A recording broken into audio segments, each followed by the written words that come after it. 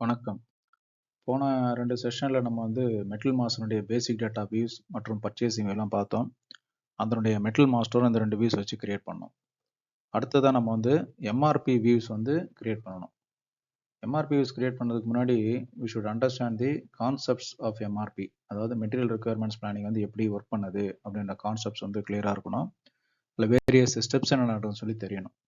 So அதனால இந்த session நம்ம என்ன பண்ண போறோம், எம்ஆர்பி லாஜிக் எப்படி நடக்குது, அதனுடைய அவுட்புட் என்னென்ன வருது, அதனுடைய வியூஸ் எஸ்ஐபியில் என்னென்ன இருக்குது, அதெல்லாம் நம்ம டிஸ்கஸ் பண்ண போகிறோம்.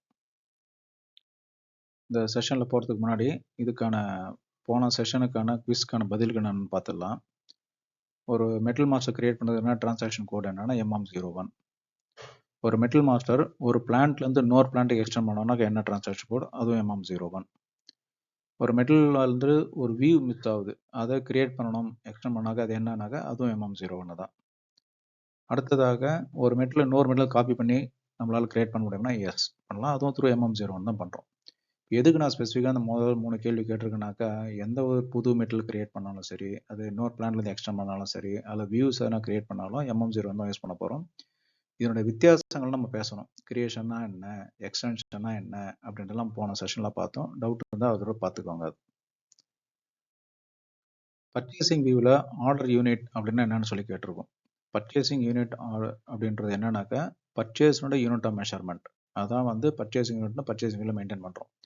அதாவது பேசிக் யூனிட் ஆஃப் மெஷர்மெண்ட் பீசஸில் இருக்கலாம், ஆனால் நம்ம சப்ளைட்டேருந்து வாங்குறது காட்டன்ஸாக இருக்கலாம். அப்போ இங்கே காட்டன்ஸ்னு போட்டோம்னாக்கா பர்ச்சேஸ் ஆர்டர் பண்ணும்போது காட்டனில் கிரியேட் ஆகும். அதே போல் நம்ம பேசிக் யூனிட் ஆஃப் மெஷர்மெண்ட் மீட்டர்ஸில் இருக்கும், ஆனால் நம்ம வாங்கும்போது ரோல்ஸில் வாங்குவோம். ஸோ அப்போ இங்கே purchase unit of measurement rolls இருக்கலாம். அதே போல் ஆயில் நம்ம லிட்டரில் பேசிக் யூனிட் ஆஃப் மெஷர்மெண்ட் இருக்கும், பட் வாங்கும்போது ட்ரம்ஸில் வாங்குவோம். அப்போ அதனுடைய பர்ச்சேஸ் யூனிட் ஆஃப் மெஷர்மெண்ட் ட்ரம்ஸில் இருக்கும். ஸோ அதுதான் purchase unit of measurement purchasing வியூவில் இருக்குது. பிளான்ட் ஸ்பெசிஃபிக் மெட்டல் ஸ்டேட்டஸ் என்ன, அதனுடைய பர்பஸ் என்னன்னு கேட்டால், அந்த மெட்டலுடைய ஸ்டேட்டஸ் அந்த பிளான்ட்ல என்ன, அதுதான் பிளான்ட் ஸ்பெசிஃபிக் ஸ்டேட்டஸ். இதே நம்ம பேசிக் வியூவில் பார்த்தோம், கிராஸ் பிளான்ட், அதாவது எக்ஸ் பிளான்ட் ஸ்டேட்டஸ் பார்த்தோம். அது பார்த்தீங்கன்னா full plant, full company codes அந்த கிளையண்ட்டோட எல்லாத்துக்குமே அப்ளை ஆகும். பட் இந்த பிளான்ட்ல, அதாவது பர்ச்சேஸ் வியூவில் போடக்கூடிய பிளான்ட் ஸ்பெசிஃபிக் ஸ்டேட்டஸ் போட அந்த பிளான்ட்டுக்கு மட்டும்தான் அந்த ஸ்டேட்டஸ் அப்டேட் ஆகும். அதாவது அப்சரிட்டா, ஸ்லோ மூவிங்கா அப்படின்றதெல்லாம். அடுத்தது பர்ச்சேசிங் வேல்யூ கீழே இருக்கக்கூடிய பேராமீட்டர்ஸ் என்ன அப்படின்னு சொல்லி கேட்டிருக்கோம். அதாவது reminders, over delivery tolerance, under delivery tolerance, minimum delivery quantity, இதெல்லாம் ஒரு பர்ச்சேசிங் மீட்டில் உள்ள வரும்போது அது கண்ட்ரோல் பண்ணுறதுக்கு, ஃபாலோ பண்ணுறதுல ரொம்ப யூஸ்ஃபுல்லான பேராமீட்டர்ஸ். ரொம்ப அண்டர் யூட்டிலைஸ் பேராமீட்டர்ஸ் இதெல்லாம் எனக்கு தெரிஞ்சு. இது ரொம்ப யூஸ் பண்ணாக்கா நல்லாவே இம்ப்ரூவ் பண்ணலாம் எம்ஆர்பி ப்ராசஸ்லாம்.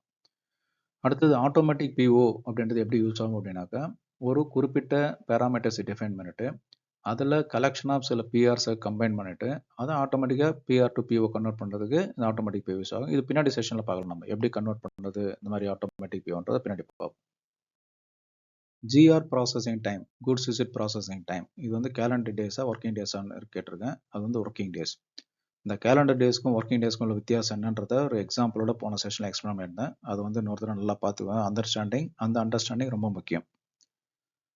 அப்புறம் போஸ்ட் இன்ஸ்பெக்ஷன் ஸ்டாக் போட்டோன்னா என்ன ஆகும் அப்படின்னாக்கா, மெட்டில் ரிசீவ் பண்ணும்போது சிஸ்டம் நேராக ஃப்ரீயாக போய் அன்ரெஸ்ட்ரிக்டட் ஸ்டாக்ல உட்காராது, ஒரு குவாலிட்டி இன்ஸ்பெக்ஷன் ஸ்டாக்ல உட்காரும். அப்படின்னு என்ன அர்த்தம்னா, இந்த மெட்டில் டைரெக்டாக யூஸ் பண்ண முடியாது, ப்ரொடக்ஷனுக்கோ இல்லை மற்ற சேல்ஸுக்கோ டைரெக்டாக யூஸ் பண்ண முடியாது. குவாலிட்டி செக் பண்ணி ஓகே அப்படின்னு சொல்லிட்டு அன்ரெஸ்ட்ரிக்டட் ஸ்டாக் போட்டால் தான் உள்ளே போகும். ஸோ அந்த கண்ட்ரோலுக்கு இது இங்கே யூஸ் ஆகுது. பிஃபோர் இன்ஸ்பெக்ஷன் இங்கே போய் உட்காருது. அன்லிமிட்டட் டாலரன்ஸ் மெட்டில் ரிசீவ் பண்ணி கொடுக்கலாமா அப்படின்னாக்கா, எஸ், டெக்னிக்கலாக கொடுக்கலாம் அதை, பட் ஜென்ரலாக இட்ஸ் நாட் சஜஸ்டட். இல்லாட்டா இஷ்டத்துக்கு மெட்டில் உள்ள வரும். அதனால ஒரு லிமிட் வைக்கிறது பெட்டர் எப்பவுமே. ஓகே, இப்போ நம்ம எம்ஆர்பி கான்செப்ட்ஸ், இந்த எம்ஆர்பி 1 2 3 4க்கு அதில் இருக்கக்கூடிய பேசிக்காக எப்படி ஒர்க் பண்ணுற கான்செப்ட்ஸை இந்த செஷனை டிஸ்கஸ் பண்ணலாம். ஸோ இந்த production planning and execution process overall process இங்கே பார்க்குறோம். இது சப்ளை சைடு ஆரம்பிக்குது, டிமாண்ட் சைடில் ஆரம்பிக்குது. அதாவது demand from customers as a sales order அல்லது ஃபோர்காஸ்ட் ஆரம்பித்து உள்ள சிஸ்டம் கம்பெனிக்குள்ளே ரெக்குயர்மெண்ட் வருது. அது வந்த அப்புறம் அது எம்ஆர்பி ரன் ஆகிட்டு சிஸ்டம் சப்ளை பண்ணுது இதுக்கெல்லாம். அதாவது என்ன கஸ்டமர் ரெக்குயர்மெண்ட் இருக்கோ அதை நம்ம ஃபுல்ஃபில் பண்ணுறதுக்கு மெட்டீரியல் ப்ரொடியூஸ் பண்ணி தரணும் அல்லது பர்ச்சேஸ் பண்ணி தரணும். இது எங்கே நடக்குதுனாக்கா எம்ஆர்பியில். ஸோ எம்ஆர்பின்றது ஒரு சென்டர் பாயிண்ட், ரைட்? ஸோ இது ஒரு key point which is balancing the demand and சப்ளையும் டிமாண்டும் ஈக்குவலாக வச்சுக்கிட்டு பேலன்ஸ் பண்ணுறதுக்கு எம்ஆர்பி ஒரு முக்கியமான. அதனால தான் எம்ஆர்பின்றது ஒரு என்ஜின் அப்படின்னு சொல்லுவோம். ஓவரால் ப்ராசஸ், இந்த production planning, execution, metal requirement planning வந்து ஒரு engine for metal management also. இது வெரி இம்பார்ட்டன்ட். இந்த கான்செப்ட் வந்து கிளியராக இருக்கணும் அதில், ரைட்? ஸோ எம்ஆர்பிங்கிறது ஒரு key concept, that is balancing the demand and supply. எம்ஆர்பினால என்ன பெனிஃபிட்ஸ்? ஓகே, இதெல்லாம் பண்ணுறோம், ஆர்கனைசேஷனுக்கு அதனால் என்ன பெனிஃபிட்? எம்ஆர்பி ப்ராப்பராக ரன் ஆகும்போது என்ன ஆகுதுனாக்கா, கஸ்டமருக்கான சர்வீஸ் லெவல் நல்லா பண்ணலாம், அதே சமயத்தில் காஸ்ட்டையும் குறைக்க உதவுது. அதாவது ஆப்ரேட்டிங் காஸ்ட்டும் குறைக்க உதவுது, இன்வென்ட்ரியில் நம்ம போடுற பணத்தையும் குறைக்குது. அதாவது கேபிட்டல் இன்வெஸ்ட், மூலதனத்தையும் குறைக்க உதவுது. அதே சமயத்தில் எம்ஆர்பி கண்ட்ரோலர்ஸ் நல்லா ப்ராப்பராக ஒர்க் பண்ணுறதுக்கு, ஏன்னா வந்து ஒரு எம்ஆர்பி ரன் ஆகும்போது ப்ராப்பராக டீட்டெயில்ஸு, டிமாண்ட் என்ன, ரெக்குயர்மெண்ட் என்ன, இதெல்லாம் கிளியராக விசிபிளாக தெரியறதுனால எம்ஆர்பி கண்ட்ரோலர்ஸ் அதுக்கு அது மாதிரி ஆக்ஷன் எடுத்து கரெக்டாக ஒர்க் பண்ணலாம். ஸோ அதனால் அவங்க ப்ரொடக்டிவிட்டி இம்ப்ரூவ் பண்ணுறதுக்கு எம்ஆர்பி யூஸ் ஆகுது. அடுத்தது, சரியான இடத்துல சரியான பொருளை சரியான குவான்டிட்டி ஏற்றுமதி சேர்க்கறதுக்கு எம்ஆர்பி யூஸ் ஆகுது. ஏன்னா எம்ஆர்பி ரன் ஆகும்போது என்ன செய்யும், உள்ள இருக்க சிஸ்டம் ஸ்டாக் என்ன, என்னென்ன ஆர்டர்ஸ் இருக்குது, இதெல்லாம் கம்பேர் பண்ணிட்டு எப்போ என்ன வேணும்னு சொல்லிட்டு கிளியராக சொல்லும். பட் இதெல்லாம் பண்ணுறதுக்கு சரியான மாஸ்டர் டேட்டா டிஃபைன் பண்ணிடணும். அதே மாதிரி transaction data, goods visit, goods issue, ஸ்டோரில் போகிற இஷ்யூஸ், இது எல்லாமே கரெக்டாக என்ட்ரு பண்ணணும் அப்பப்போ. இதெல்லாம் பண்ணாதான் எம்ஆர்பி ஒர்க் ஆகும். சட்டியில் இருந்தால் தான் அகப்பையில் வரும், பார்த்தோம், கார்பேஜ் இன் கார்பேஜ் அவுட், ஞாபகம் இருக்கும்னு நினைக்கிறேன். ஸோ அதனால் எம்ஆர்பி நல்லா ஒர்க் பண்ணணும்னாக்கா டேட்டாவும் உள்ளே ஒழுங்காக இருக்கணும். அடுத்தது எக்ஸப்ஷன் ஹேண்ட்லிங். எக்ஸப்ஷன் ஹேண்ட்லிங்கிறது ப்ரோஆக்டிவ் சிஸ்டம் சொல்லும், பார்த்து எக்ஸ்ட்ராவாக ஆர்டர் போட்டிருக்க, இல்லை ஆர்டர் கம்மியாக இருக்குது, இந்த ஆர்டர் முன்னாடி கொண்டு வா, இல்லை தள்ளிப்போ, இல்லை இந்த ஆர்டர் கேன்சல் பண்ணு, இந்த மாதிரிலாம் சொல்லும். இதை வந்து நம்ம முதலே பார்த்து தெரிஞ்சுக்கலாம், லாஸ்ட் மினிட்ல போய் இல்லாமல் அப்பப்போ ரிவ்யூ பண்ணோம்னாக்கா ஒழுங்காக பண்ணலாம். ஸோ இந்த மாதிரி நிறைய பெனிஃபிட்ஸ் எம்ஆர்பி வரும்போது. இது வந்து ஒரு ஃபியூ ஹைலைட்ஸ் தான். அடுத்து நம்ம எம்ஆர்பி லாஜிக் பற்றி டிஸ்கஸ் பண்ணணும். பட் எம்ஆர்பி லாஜிக்கை டிஸ்கஸ் பண்ணுறதுக்கு முன்னாடி இண்டிபெண்ட் டிமாண்ட், டிபெண்ட் டிமாண்ட் அப்படின்னா என்னன்னு சொல்லி பார்த்துடலாம். இண்டிபெண்ட் டிமாண்ட் அப்படின்னாக்கா, இது வந்து மார்க்கெட்லேருந்து டைரெக்டாக வர ரெக்குயர்மெண்ட். அதாவது ஒன்று ஃபோர்காஸ்ட்டாக வரும், அல்லது கஸ்டமர் ஆர்டராக வரும். இது வந்து சிஸ்டமில் வந்து நம்ம கேல்குலேட் பண்ணுறது இல்லை. ஏன்னா மார்க்கெட்லேருந்து ரெக்குயர்மெண்ட் தான் வேணும்னு சொல்லி கேட்குறாங்க, இதில் போய் என்ன கேல்குலேட் பண்ண, நேராக உள்ள வந்துடும். இதனுடைய எக்ஸாம்பிள் என்னன்னாக்கா, நம்ம கியர் பாக்ஸ் மார்க்கெட்டில் வேணும்னா 5 கியர் பாக்ஸ் வேணும், 10 கியர் பாக்ஸ் வேணும்னு சொல்லுவாங்க. எதிர அது ஃபோர்காஸ்ட்டாக பண்ணுவோம். ஓகே, இந்த மாதம் 10 விற்போம்னு சொல்லி ஃபோர்காஸ்ட்டாக பண்ணலாம், இல்லை ஒரு 10 நம்பருக்கு கஸ்டமர் ஆர்டராக வரலாம். இது சிஸ்டமில் சொன்ன மாதிரி எதர் பிளான்ட் இண்டிபெண்ட் ரெக்குயர்மெண்ட்டாக என்ட்ரு ஆகும், அல்லது சேல் ஆர்டர் என்ட்ரு ஆகும். இதுதான் இண்டிபெண்ட் டிமாண்ட்.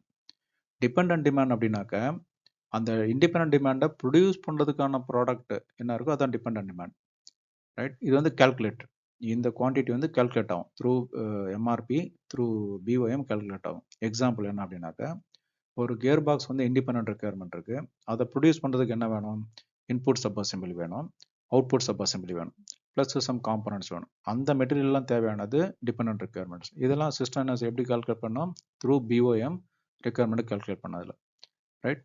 இதில் ஒரு சில ஐட்டங்கள் வந்து தே act as both depend and independent item, அது மாதிரி ஒர்க் ஆகும். ஒரு எக்ஸாம்பிள் தான் லூப்ரிகேஷன் ஆயில். லூப்ரிகேஷன் ஆயில் வந்து கியர் பாக்ஸை ப்ரொடியூஸ் பண்ணும்போது அதில் ஃபில் பண்ணோம்னாக்கா அது டிபெண்ட் ஐட்டம், ஏன்னா கியர் பாக்ஸை ப்ரொடியூஸ் பண்ணுறதுக்கு இது யூஸ் ஆகுது. அதே சமயத்தில் வெளியில் வந்து ஸ்பேர்ஸ், கியர் பாக்ஸ் வந்து ஸ்பேராக பண்ணுறாங்க, அவங்களுக்கு வந்து ஆயில் வாங்கி அதில் ஸ்பேரில் யூஸ் பண்ண போகிறாங்கனாக்கா, அப்போ மார்க்கெட்லேருந்து லூப்ரிகேஷன் ஆயிலே டிமாண்டாக தேவைப்படுது. அப்போ அது வந்து இண்டிபெண்ட் டிமாண்ட். அப்போ என்ன ஆகுனாக்கா, அந்த இண்டிபெண்ட் டிமாண்ட் லூப் ஆயிலை தனியாக என்டர் பண்ணணும், அந்த depend demand for loop oil வந்து கியர் பாக்ஸ் இருக்கிறவங்க ஆட்டோமேட்டிக் கால்குலேட் பண்ணி வந்துடும், ரைட்? இந்த கான்செப்ட் வந்து கிளாரிட்டி இருக்கணும். இந்த கான்செப்ட் கிளாரிட்டி இல்லாதனால என்ன ஆகுதுன்னா, நிறைய கம்பெனியில் அவங்க வந்து டிபெண்ட் டிமாண்டாக பிளான் பண்ணி ப்ரொடக்ஷனுக்காக ஸ்டாக் வச்சுருப்பாங்க. இந்த சர்வீஸ் டீம் அல்லது ஆஃப்டர் சேல்ஸ் டீம்லாம் என்ன பண்ணுவாங்கன்னா, அதை அவங்க கொண்டு வந்து இருக்கிற ஸ்டாக்கை கொண்டு போயிடுவாங்க. அப்புறம் ப்ரொடக்ஷன் ஷார்ட்டேஜ் வரும். இந்த கான்ஃப்ளிக்ட் அவாய்ட் பண்ணுறதுக்கு இந்த மாதிரியான காமன் ஐட்டம்ஸோட டிமாண்டை தனியாக சிஸ்டமுக்குள்ள எதர் பிஏஆர் என்டர் பண்ணணும் அல்லது சேல் ஆர்டர் என்டர் பண்ணணும். இது ரொம்ப முக்கியமான கான்செப்ட். எம்ஆர்பி லாஜிக் அப்படின்றது என்ன அப்படின்னாக்கா, என்ன எல்லாமே பார்த்தீங்கன்னா எம்ஆர்பி என்ஜின்ன்றோம் அதுன்றோம் அப்படின்னாக்கா, அப்போ ஒர்க் பண்ணுறது என்ன லாஜிக், எப்படி தான் ஒர்க் பண்ணுது அப்படின்னா, அதை தான் இப்போ ஸ்டெப் பை ஸ்டெப்பாக பார்க்கலாம். எம்ஆர்பி லாஜிக்குடைய முதல் இன்புட் என்னன்னாக்கா டிமாண்ட். என்ன செய்யணும், ரைட்? அதாவது என்ன உற்பத்தி பண்ண போகிறோம், எப்போ தேவை, அது எவ்வளோ தேவை, இந்த இன்புட் வேணும். அது வந்து நம்ம போடுற ஃபோர்காஸ்ட் பிஏஆராக இருக்கலாம், இல்லை கஸ்டமர்கிட்ட வரக்கூடிய சேல்ஸ் ஆர்டராக இருக்கலாம், அல்லது ஒரு மெயின் ப்ராடக்ட் இருக்குது அந்த ப்ராடக்டை பண்ணுறதுக்கு டிமாண்டாக இருக்கலாம், இல்லை சப்காரண்டிவ் ரெக்குயர்மெண்ட்டாக இருக்கலாம். இது வந்து டிமாண்ட், ரைட்? ஸோ ஃபஸ்ட்டு வந்து டிமாண்ட் என்ன வேணும்னு வேணும். அடுத்தது அந்த பொருளை பண்ணுறதுக்கான பில் ஆஃப் மெட்டீரியல் என்னென்ன காம்பனண்ட் வேணும், எவ்வளோ வேணும். ஒரு பொருளை உற்பத்தி பண்ணுறனாக்கா அதுக்கு தேவையான காம்பனன்ட்ஸ் இருக்கும் இல்லையா, என்னென்ன காம்பனண்ட் வேணும், அந்த காம்பனண்ட்னாக்கா எத்தனை வேணும், 1 வேணுமா 2 வேணுமா அப்படின்றத பில் ஆஃப் மெட்டீரியல் இருக்கும். அடுத்து இன்வென்ட்ரி ஸ்டேட்டஸ், எவ்வளோ இன்வென்ட்ரி இருக்குது நம்மகிட்ட இருக்குது. ஓகே, காம்பனண்ட்லாம் பார்த்துட்டு எவ்வளோ இன்வென்ட்ரி இருக்குது, அந்த இன்வென்ட்ரி சப்போஸ் ஏற்கனவே ஆர்டர் பண்ணியிருந்தால் ஓப்பன் ஆர்டர் என்ன இருக்குதா, அதோட லீட் டைம் என்ன, இன்வென்ட்ரி ஸ்டேட்டஸ். அடுத்தது பிளானிங் பேராமீட்டர்ஸ். இது இல்லாமல் பிளானிங் பேராமீட்டர் என்னென்ன இருக்குது, ஒரு மெட்டீரியல் வந்து போடும்போது ஒரு பிளானிங்காக சில பேசிக் கான்செப்ட்ஸ்லாம் வரணுனாக்கா பிளானிங் பேராமீட்டர்ஸ் என்னென்ன இருக்குது, இதெல்லாம் வேணும். ஸோ இந்த இன்புட்லாம் இருந்ததுனாக்கா எம்ஆர்பி ஒர்க் ஆகும். எம்ஆர்பி ஒர்க் பண்ணும்போது என்ன செய்யணாக்கா ஃபஸ்ட்டு கிராஸ் ரெக்யர்மெண்ட் கால்குலேட் பண்ணிட்டு அதை நெட் ரெக்யர்மெண்ட்டை கன்வெர்ட் பண்ணிவிட்டு அதுக்கப்புறம் அது எப்படி வாங்குறது அந்த ப்ரொக்யூர்மெண்ட் ப்ரொபோசல் வரும். அது இல்லாமல் எக்ஸப்ஷன் மெசேஜும் வரும். கிராஸ் ரெக்யர்மெண்ட் நெட் ரெக்யர்மெண்ட்னா என்ன, மொத்தமாக எவ்வளோ வேணும், இன்வென்ட்ரி பொறுத்து மீதி நெட் ரெக்யர்மெண்ட் என்ன, அது கிராஸு. ப்ரொக்யூர்மெண்ட்ன்றது பார்த்தீங்கன்னாக்கா பிளான்ட் ஆர்டர் ப்ரொபோசல், அதாவது வெளியே வாங்கணுமா உள்ளே வாங்கணுமா, எப்போ வாங்கணும், என்ன வரணும், ஷெடியூல் என்ன, அந்த procurement proposals, production order, purchase order, purchase request, plant order வர்றது. அப்புறம் எக்ஸப்ஷன்ஸ், அதாவது சில எக்ஸஸாக ஸ்டாக் இருக்குது, தள்ளி போடணுமா, இல்லாட்டி அட்வான்ஸ் அக்கௌண்ட் வரணுமா, இல்லை ஆர்டர் கேன்சல் பண்ணணுமா, இந்த மாதிரி பண்ணுற எக்ஸப்ஷன் மெசேஜஸ். இதுதான் வந்து எம்ஆர்பி லாஜிக். என்ன சார் ஒரே ட்ரையாக இருக்குது, என்ன சொல்கிறீங்கன்னு ஒன்றும் புரியலையே. ரைட், ஒரு எக்ஸாம்பிள் பார்ப்போம். இப்போ டிமாண்ட் வந்து ஒரு கார் ப்ரொடியூஸ் பண்ணணும், அதான் டிமாண்ட். என்ன ப்ரொடியூஸ் பண்ணோம், கார்.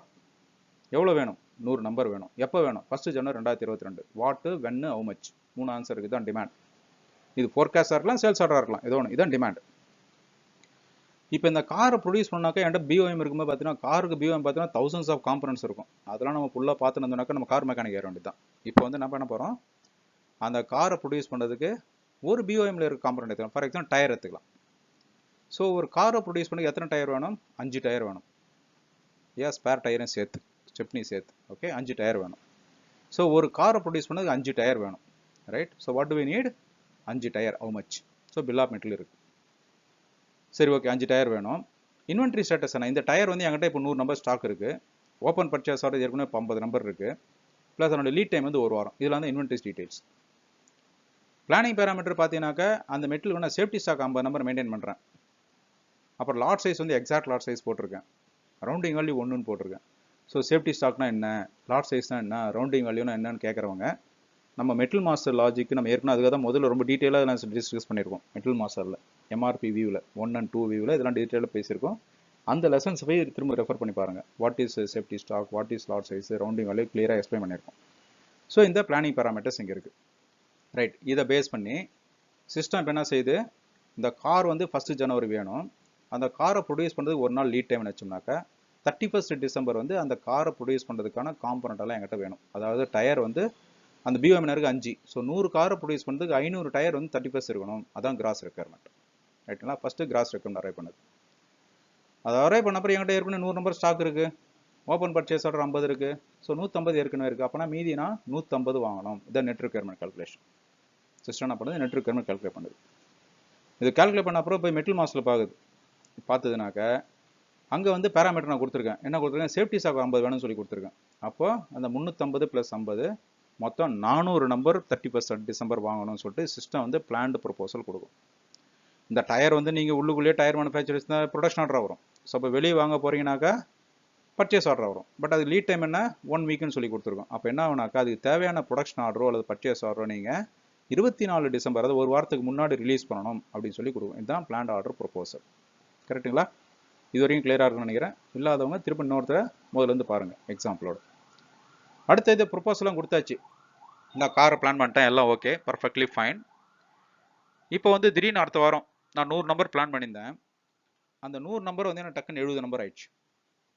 பிளான் வந்து 100 இருந்து தான் 70 ஆயிடுச்சு. அப்போ என்ன ஆச்சுனாக்கா அந்த 150 டயர் வந்து எனக்கு எக்ஸஸாக வரப்போகுது. அப்போ சிஸ்டம் என்ன சொன்னால் போஸ்ட்போன், தள்ளி போடுப்பா 150 நம்பர் வந்து சஜஸ்ட் பண்ணும். அதான் எக்ஸப்ஷன் மெசேஜ். சிஸ்டம் வந்து எக்ஸப்ஷன் மெசேஜ் தான் கொடுக்கும், ஆர்டர் தள்ளி போடாது. அப்போ என்ன பண்ணால் அதை பார்த்து நம்ம உடனே வந்து பிளானரும் பையரும் சேர்ந்து ஆஹா இந்த 150 நம்பர் தள்ளி போடலாம்னு சொல்லி பார்க்கணும். இந்த சுச்சுவேஷன் எப்படின்னாக்கா சப்போஸ் டிமாண்ட் வந்து 100லேருந்து 130 போச்சு. அப்போனா 150 டயர் வந்து எக்ஸ்ட்ரா வேணும். அப்போ ஏற்கனவே வேறு ஒரு பர்ச்சேஸ் ஆர்டர் போட்டு வச்சிருந்தாலோ ப்ரொடக்ஷன் ஆர்டர் போட்டிருந்தாலும் அதனால் அட்வான்ஸாக கொண்டு வரணும். ரைட், அதாவது எனக்கு அட்வான்ஸ் பண்ணி கொண்டு வா, சீக்கிரம் கொண்டு வா. ஷெடியூல் இன். இந்த தள்ளி போகிறதுக்கு பேர் ஷெடியூல் அவுட்டு, இந்த உள்ளே கொண்டு வர பேர் ஷெடியூல் இன். ரைட், இது வந்து நார்மலாக இருக்கிற டிவியேஷன்ஸுக்கு. திடீர்னு டிராஸ்டிக்காக குறைஞ்சி போச்சு டிமாண்டு. 100லேருந்து 50 ஆயிடுச்சு, இல்லை 30 ஆயிடுச்சு. அப்படின்னாக்கா கிட்டத்தட்ட 250 டயர் இல்லை 300 டயர் வந்து எனக்கு வந்து எக்ஸஸாக வருது. அப்படின்னா அந்த பர்ச்சேஸ் ஆர்டர் தேவையில்லை, எனக்கு கேன்சல் பண்ணணும். ஸோ கேன்சல் பண்ணணும்னு சொல்லும் சிஸ்டம், அந்த ஆப்ஷனும் இருக்குது. ஸோ இதுதான் எக்ஸப்ஷன் மெசேஜ். தள்ளி போடு, முன்னாடி கொண்டு வா, கேன்சல் பண்ணு. ஷெடியூல் இன், ஷெடியூல் அவுட், கேன்சல். இந்த 3 வகையான எக்ஸப்ஷன் மெசேஜ் வரும், ரைட்ல. ஸோ இதுதான் எம்ஆர்பி லாஜிக், இதுதான் எக்ஸப்ஷன் மெசேஜ். இதை வந்து நீங்கள் தரோவாக இருந்தீங்கன்னாக்கா ப்ரொடக்ஷன் பிளானிங்கில் எப்படி ஒர்க் பண்ணுற லாஜிக் உங்களுக்கு தரவாக தெரிஞ்சதுனாக்கா மற்ற எல்லாமே அடுத்தடுத்து உள்ள போய் பார்த்துக்கலாம். பட் இந்த லாஜிக் கிளியராக இருந்துச்சுனாக்கா you can any planning process. And இந்த பிளானிங் வந்து பார்த்தீங்கன்னா not to any specific industry, எல்லா இண்டஸ்ட்ரிக்கு தான் லாஜிக். இதில் எங்கேயாச்சும் இண்டஸ்ட்ரி வச்சு லிங்க் பண்ண முடியுதா? எக்ஸாம்பிள் தான் கார் சொல்லியிருக்கேன், மற்றபடி எது பண்ணாலும் இதுதான். ஓகே, இப்போ நம்ம டிஸ்கஸ் பண்ண மாதிரி எம்ஆர்பிங்கிறது டிபெண்ட் ரெக்குயர்மெண்ட்ஸை கால்குலேட் பண்ணுறதுக்கு யூஸ் ஆகும். அது எதுக்குன்னா இண்டிபெண்ட் ரெக்குயர்மெண்ட்டை ப்ரொடியூஸ் பண்ணுறதுக்கான டிபெண்ட் ரெக்குயர்மெண்ட். இண்டிபெண்ட் ரெக்குயர்மெண்ட்னா என்ன? இண்டிபெண்ட் ரெக்குயர்மெண்ட்ஸ்ன்றது பார்த்தோம், ஃபோர்காஸ்ட், அதாவது கஸ்டமர் அல்லது மார்க்கெட்டில் அனலைஸ் பண்ணிவிட்டு கம்பெனி என்ன ஃபர்தராக ப்ரொடியூஸ் பண்ணுவான்றது ஃபோர்காஸ்ட் பண்ணுறது. அது வந்து பிளான்ட் இண்டிபெண்ட் ரெக்குயர்மெண்ட், பிஐஆர் அப்படி என்டர் பண்ணோம். அல்லது டைரெக்டாகவே கஸ்டமருடைய ஆர்டர், அது வந்து சேல்ஸ் ஆர்டர் என்டர் பண்ணணும். இதான் வந்து இண்டிபெண்ட் ரெக்குயர்மெண்ட். இந்த இண்டிபெண்ட் ரெக்குயர்மெண்ட் வந்தோடனே த்ரூ எம்ஆர்பி சிஸ்டம் என்ன செய்யணாக்கா பிளானிங் ப்ரொபோசல் கொடுக்கும். Planned orders, purchase requisition, schedule lines. Planned orders அப்படிங்கிறது பார்த்தீங்கன்னா ப்ரொடக்ஷன் பண்ணுறதுக்கான item. Purchase requisition, schedule lines பார்த்தீங்கன்னாக்கா வெளியிலேருந்து பர்ச்சேஸ் பண்ணக்கூடிய ஐட்டம்ஸ். இது வந்து சிஸ்டம் வந்து ப்ரப்போஸ் பண்ணுவார். இது வந்தோடனே இந்த பிளான்ட் ஆர்டர்ஸ் வந்து ப்ரொடக்ஷன் ஆர்டர்ஸாக கன்வெர்ட் பண்ணுறோம், ஏன்னா அடுத்து ப்ரொடக்ஷன் பண்ணணும். அதே போல் பர்ச்சேஸ் ரிக்வெஷன்ஸ் பர்ச்சேஸ் ஆர்டர் கன்வெர்ட் பண்ணது. மீன்வைல் இந்த பிளான்ட் ஆர்டர்ஸ் வந்தது இல்லையா, ஃபார் எக்ஸாம்பிள் கியர் பாக்ஸுக்கு பிளான்ட் ஆர்டர் வந்ததுன்னா அதை ப்ரொடியூஸ் பண்ணுறதுக்கு நம்ம என்ன வேணும்? அடுத்து வந்து சப் அசம்பிளி வேணும். அப்போ அந்த சப் அசம்பிளி டிபெண்ட் ரெக்குயர்மெண்ட், அந்த ரெக்குயர்மெண்ட் வந்து பிஓஎம் எக்ஸ்ப்ளோர் பண்ணிட்டு அது எகைன் எம்ஆர்பி ரன் ஆகும். ஸோ இந்த மாதிரி லூப் வந்து ஃபுல்லாக கம்ப்ளீட் ஆகிட்டு கடைசி மெட்டீரியல் பர்ச்சேஸ் பண்ணுற வரைக்கும், லாஸ்ட் நட்டு போல்ட் வரைக்கும் வாங்குற வரைக்கும் சிஸ்டம் வந்து லூப் மாதிரி போயிட்டே இருக்கும் அதில், ரைட். இப்போது இந்த பிளான்ட் ஆர்டரும் பர்ச்சேஸ் ரிக்வெஷனும் கிரியேட் ஆச்சு இல்லையா. இப்போ என்ன ஆகும், இந்த plan purchase requisition and purchase order convert பண்ணுறதுனால அந்த பர்ச்சேஸ் ஆர்டர் இருந்தும் ஷெடியூல் இருந்தும் மெட்டீரியல் வந்து நமக்கு ரிசீவ் ஆகும், ஸ்டாக்குக்கு வரும்.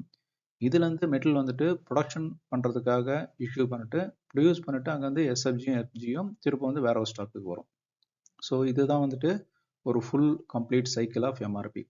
ஸோ எம்ஆர்பி பார்த்தீங்கன்னா இண்டிபெண்ட் ரெக்குயர்மெண்ட் ஆரம்பிக்குது, அது என்ன வேணுமோ அதை பிளான் பண்ணுது, அதுக்கான அடுத்த ஸ்டெப்புக்கான மெட்டீரியல் என்ன இருக்குன்னு பார்த்து செக் பண்ணிட்டு பிளான் பண்ணுது, ஃபுல் லூப்பை க்ளோஸ் பண்ண அப்புறம் அதுக்கான ப்ரொக்யூர்மெண்ட்லாம் ஆரம்பித்து வெளியிலேருந்து மெட்டீரியல் வாங்குகிறோம், ப்ரொடியூஸ் பண்ணுறோம், அதை வந்து ஸ்டாக்கில் கொண்டு வந்து வைக்கிறோம். இதான் வந்து எம்ஆர்பியுடைய கம்ப்ளீட் சைக்கிள். ஓகே, இப்போ எம்ஆர்பி எப்படி ஒர்க் பண்ணுது? நான் கிட்டத்தட்ட எல்லாமே அந்த லாஜிக்லேயே சொல்லியிருக்கேன், பட் ஸ்டெப் பை ஸ்டெப் எப்படி போகுது எஸ்ஐபியில் ஒர்க் பண்ணும்போது அப்படின்னாக்க சிஸ்டம் வந்து என்ன பண்ணோம், ஃபஸ்ட்டு நெட் ரிக்யர்மெண்ட் கால்குலேஷன்.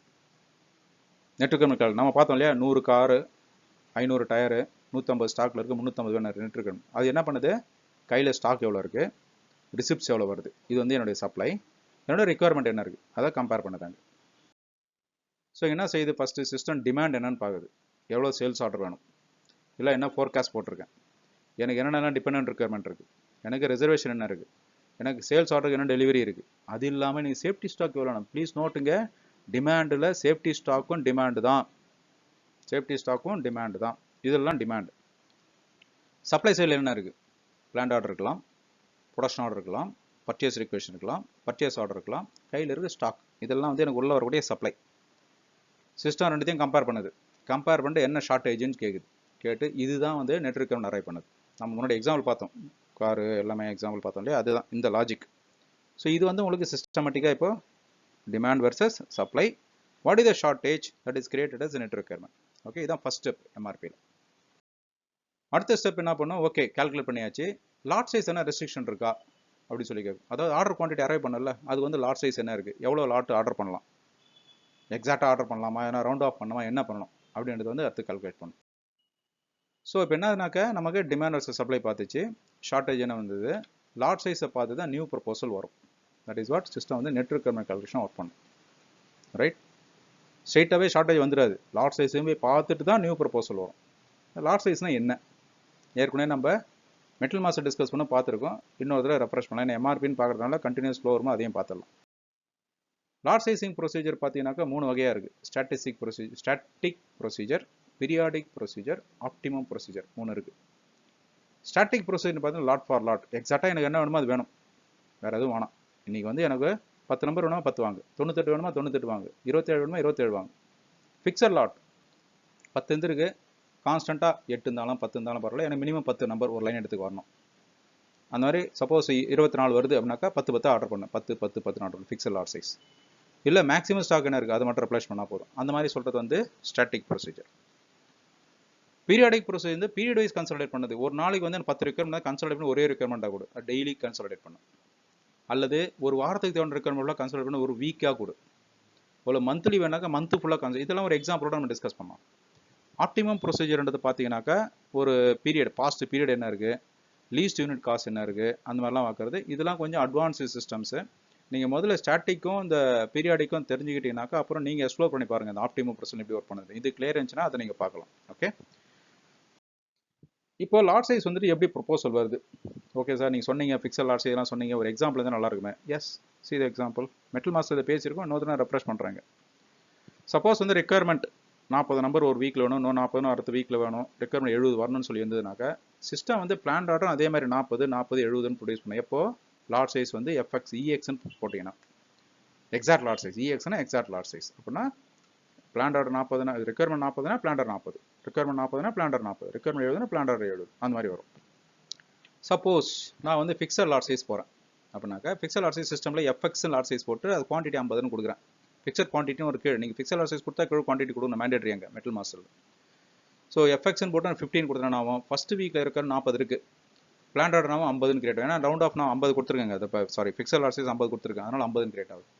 அடுத்த வாரம் பார்க்கும்போது எனக்கு 40 + 40 80 வேணும், மீதி 30 வரணும். ஆனால் பார்த்தீங்கன்னா லாட் சைஸ் வந்து 50ன்னு கொடுத்தனா 50ன்னு கிரியேட் ஆகுது. 3வது வாரத்தில் 70 வேணும். இப்போ என்ன ஆகுதுன்னா போன டைம் வந்து 100 போட்டுட்டேன், மீதி எனக்கு 50 தானே கரெக்டாக 50 வந்துருச்சு. ஸோ இது மேட்ச் ஆயிடுச்சு எல்லாம், ரைட்? ஸோ இது ஒரு ஃபிக்ஸட் லாட் சைஸ்னால உங்களுக்கு ஓவராலாக பார்த்தீங்கன்னாக்கா ஒரு பீரியடில் எல்லாம் மேட்ச் ஆடும். எம்ஆர்பி பொறுத்த வரைக்கும் எப்பவுமே it will balance demand and supply. Please take note, MRP always will balance demand and supply. அடுத்தது ஃபிக்ஸட் லாட் சைஸ் கொடுக்குறேன், ஆனால் நம்பர் வந்து 45ன்னு கொடுக்குறாங்க. போன எக்ஸாம்பிளில் 50 கொடுத்தோம், இதில் 45 கொடுக்குறேன். இப்போ என்ன ஆகும் சிஸ்டம் அதுக்கேற்ற மாதிரி ரெக்யர்மெண்ட் 40 இருந்தாக்கா 45 கிரியேட் ஆகுது. அடுத்த ரெக்யர்மெண்ட் 45 கிரியேட் ஆச்சு. இப்போ ரெக்யர்மெண்ட் 70க்கு 45 ப்ளஸ் நான் வெறும் 45 போட்டால் என்னாச்சு, ஒரு ஃபஸ்ட்டு ஒரு 2 45 இப்போ 45 3 45 வந்தது. அடுத்தது 4வது ஒன்று 45 கிரியேட் ஆகுது. அப்போ தான் வந்து அந்த மேலே இருக்கக்கூடிய 80 + 150க்கு பேண்டி ஆகுது. இப்போ என்னன்னாக்கா இதில் நீங்கள் அந்த 180 கிரேட்டர் பிளான் ஆர்டர், ஆனால் ரெக்யர்மெண்ட் பார்த்தீங்கன்னாக்கா 155. என்ன சார் டிமாண்ட் சப்ளை மேட்ச் ஆகும்னு சொன்னீங்களே இப்படி வருது அப்படின்னாக்கா எகைன் இதுவும் சிஸ்டமில் வச்சுக்கலாம். அதாவது லாட் சைஸ் டிஃபைன் பண்ணும்போது என்னுடைய கடைசி ரெக்யர்மெண்ட் எக்ஸாக்டாக என்ன வேணுமோ அதான் வரணும், அது சிஸ்டமில் செட் பண்ணலாம். யார் பார்க்குறவங்க லாட் சைஸ் கஸ்டமைசேஷனில் உள்ள போய் பாருங்கள். அதில் வந்து கடைசியாக ஒரு டிக் இருக்குது, last lot exact lot size tick அடிச்சுன்னா அது என்ன வேணுமோ எக்ஸாக்டாக வரும். அதாவது சில கம்பெனி அது மாதிரி தேவைப்படும். பட் சில கம்பெனி என்ன பண்ணுவானாக்கா நான் 4வது ஆர்டர் 45 வந்தாலும் நான் அது எக்ஸாக்டாக வேணாம் எனக்கு. ஏன்னா வந்து நான் சப்ளையருக்கு ஆர்டர் கொடுக்கும்போது நான் 25ன்னு கொடுத்தா வாங்க மாட்டேன், ஆர்டரை வேணான்னு சொல்லிடுவாங்க. ஏன்னா ப்ரொடக்ஷன் ஷாப் ஃப்ளோரில் கொடுத்தனா அவங்களும் ஒத்துக்க மாட்டாங்க. 40 கொடுத்தா 45 கொடு, இல்லாட்டி கொடுக்க மாட்டோம் அப்படின்னா. அந்த மாதிரி சுச்சுவேஷன் வந்து இப்படி தான் போகணும்னு சொல்லியிருக்கோம். ஸோ அதனால் ஸ்டாண்டர்டைஸ் ஷேப்பில் இப்படி இருக்கும். பட் என் லாஸ்ட் வந்து எக்ஸாக்டாக வேணும்னாக்கா மாற்றிக்கலாம் அதை. But again depending on company, depending on the business process நம்ம அதை செட் பண்ணிக்கலாம். இது வந்து ஃபிக்ஸட் லாட் சைஸ். அடுத்தது பீரியாடிக் லாட் சைஸ் சொல்லியிருந்தோம். அதாவது நான் மந்த்லி லாட் சைஸ்ன்னு சொல்கிறேன்னாக்கா இப்போ எனக்கு ரெக்யர்மெண்ட் 40 70 வருதுனாக்கா மொத்தம் சேர்த்து 150 1ஆம் தேதி வேணும்னு சொல்லிட்டு ரெக்யர்மெண்ட் வரும். ஸோ இந்த மாதிரி லாட் சைஸ்ன்றது எக்ஸாக்ட் லாட் சைஸ் என்ன, fixed lot size, weekly lot size இல்லை மந்த்லி லாட் சைஸ். இது வந்து நான் வீக்குன்னு சொன்னால் வீக் வருது, மந்த்னா மந்த் வரும், பேஸ்ட் ஆன் த பீரியட். இல்லை டேக்குனா டே. நான் மேலே சொன்ன எக்ஸாம்பிள்லாம் வீக்குனாக்கா டோட்டலாக வீக்குக்கு கீழே மேலே ரெக்யர்மெண்ட்லாம் டேன்னு சொல்லி டோட்டல் டேக்கு அந்த மாதிரி பீரியடுக்கு மாற்றிக்கலாம். திஸ் இஸ் இது வந்து கிளியராக இருந்தீங்கன்னாக்கா எப்படி லாட் சைஸ் ஒர்க் பண்ணணும்னு தெரியும். இது ரொம்ப important parameter to work out the proposals, right? இது வந்து ரொம்ப டீப்பாக நீங்கள் தெரிஞ்சுக்கணும். அடுத்தது இன்னும் ஃபர்தர் எக்ஸாம்பிள். இப்போ வந்து எனக்கு வந்து ரெக்யர்மெண்ட் டே வைஸ் இங்கே இருக்குது. இந்த காலத்தில் 1ஆம் தேதியிலேருந்து 31 அக்டோபர் வரைக்கும் எக்ஸாம்பிள் கொடுத்துருக்கேன். அதில் வந்து சண்டே மண்டே டியூஸ்டே எல்லாம் போட்டு கொடுத்துருக்கு. இப்போ இது வந்து லாட் ஃபார் லாட்னு கொடுத்தனாக்கா ஒவ்வொரு ரெக்யர்மெண்ட்டுக்கும் ஒரு பிளான் ஆர்டர் கிரியேட் ஆகும். பர்ச்சேஸில் இருக்கிற ஆள் வந்து ஒழிஞ்சான், திங்கக்கிழமை ஒரு ஆர்டர் போடு, மண்டே ஒரு ஆர்டர் போடு, டியூஸ்டே ஒரு ஆர்டர் போடு, டெய்லி ஆர்டர் போட்டுனே இருக்கணும். ஸோ என்ன அது 38 ப்ரொபோசல் வருதுங்க. இதுதான் lot for lot. Okay, so இது வந்து லாட் ஃபார் லாட் இப்படி வருதுன்றது. இதையே நான் வீக்லி லாட் சைஸ் போட்டிருந்தேன் அப்படின்னா என்ன பண்ணோம், சிஸ்டம் வந்து அந்தந்த வீக்குக்கு தேவையானது அக்குமுலேட் பண்ணும். இதில் வந்து கொஞ்சம் கேர்ஃபுல்லாக இருங்க. வீக்லி லாட் சைஸ் அப்படின்னா சிஸ்டம் கேலண்டரை போய் பார்க்கும். நீங்கள் கேலண்டர் வந்து வீக் வந்து சண்டே டு சாட்டர்டேன்னு போட்டிருந்தாக்கா இந்த வீக் எல்லாமே சண்டே டு சாட்டர்டே இருக்குது ஃபுல்லாக ரெக்குயர்மெண்ட் போட்டு சண்டே மார்னிங் எல்லாம் இருக்குன்னு பிளான் பண்ணணும். சப்போஸ் கேலண்டர் வந்துட்டு நீங்கள் மண்டே டு சண்டேன்ற மாதிரி போட்டுதுன்னா மண்டே மார்னிங் இருக்கிற மாதிரி பிளான் பண்ணணும். சப்போஸ் வியாழன் டு புதன் அப்படின்னு சொல்லி போட்டுதுன்னா வியாழக்கிழமை காலில் இருக்கிற மாதிரி பண்ணணும். அந்த மாதிரி எந்த கேலண்டர் நம்ம டிஃபைன் பண்ணுமோ அதுக்கேற்ற மாதிரி இங்கே வரும். ஸோ அதனால் அதில் வந்து கேலண்டர் என்ன இருக்கும் பார்த்துங்க, அதுக்கேற்ற மாதிரி முதல்ல வரும். இந்த எக்ஸாம்பிள் வந்து மண்டே டு சண்டே போட்டதுனால மண்டே காலில் இருக்கிற மாதிரி வரும் வீக்லி லாட் சைஸ். அந்த வீக்லி லாட் சைஸ் WBன்னு டிஃபைன் பண்ணியிருப்போம். இந்த வீக்லி லாட் சைஸ்னு காலம் இருக்கு பாருங்க அந்த காலத்தில். ஸோ என்ன ஆகுது, மண்டேலேருந்து அடுத்த சண்டே வரைக்கும் எடுக்கிற டோட்டலாக 26 ஃபர்ஸ்ட் ப்ரொபோசல், ரைட்? அது வந்து வந்திருக்கு வீக்லி லாட் சைஸ் WBன்னு போட்டால். இதே வந்து நான் 7 நாள் லீட் டைமும் போடலாம். அந்த பீரியாடிக் போட்டல 7 நாளும் போடலாம். அதில் 7 நாளும் என்ன அர்த்தம், இப்போ வந்து இந்த மண்டேலேருந்து டியூஸ்டே சண்டே வரைக்கும் போகிறது வந்து வீக்லி லாட் சைஸ். அது என்ன பண்ண ஒவ்வொரு டைமும் எப்பவுமே மண்டேல ஆரம்பிச்சு சண்டே வரைக்கும் பார்க்கும். அதான் வீக்லி லாட் சைஸ். 7 நாள்ன்றது என்ன பண்ணணும்னாக்கா முதல்ல 1ஆம் தேதி ரெக்குயர்மெண்ட்னு வச்சுங்க, 1லேருந்து 7 வரைக்கும் ரெக்குயர் மொத்தத்தையும் டோட்டலாக எடுத்துக்கும். அப்புறம் அடுத்த ரெக்குயர்மெண்ட் சப்போஸ் 8ஆம் தேதி இல்லாமல் 10ஆம் தேதி இருக்குனாக்கா 10ஆம் தேதியிலேருந்து 7 நாள் உள்ள ரெக்குயர்மெண்ட் எடுத்துக்கும், நடுவில் இருக்கிற ரெக்குயர்மெண்ட் எடுத்துக்க. தட் இஸ் வாட்னா அந்த டே வைஸ் வரக்கூடிய அக்குமுலேஷன். ஸோ இந்த வித்தியாசத்தை நல்லா புரிஞ்சுக்கோங்க. Weekly lot size is not equal to 7 days plan.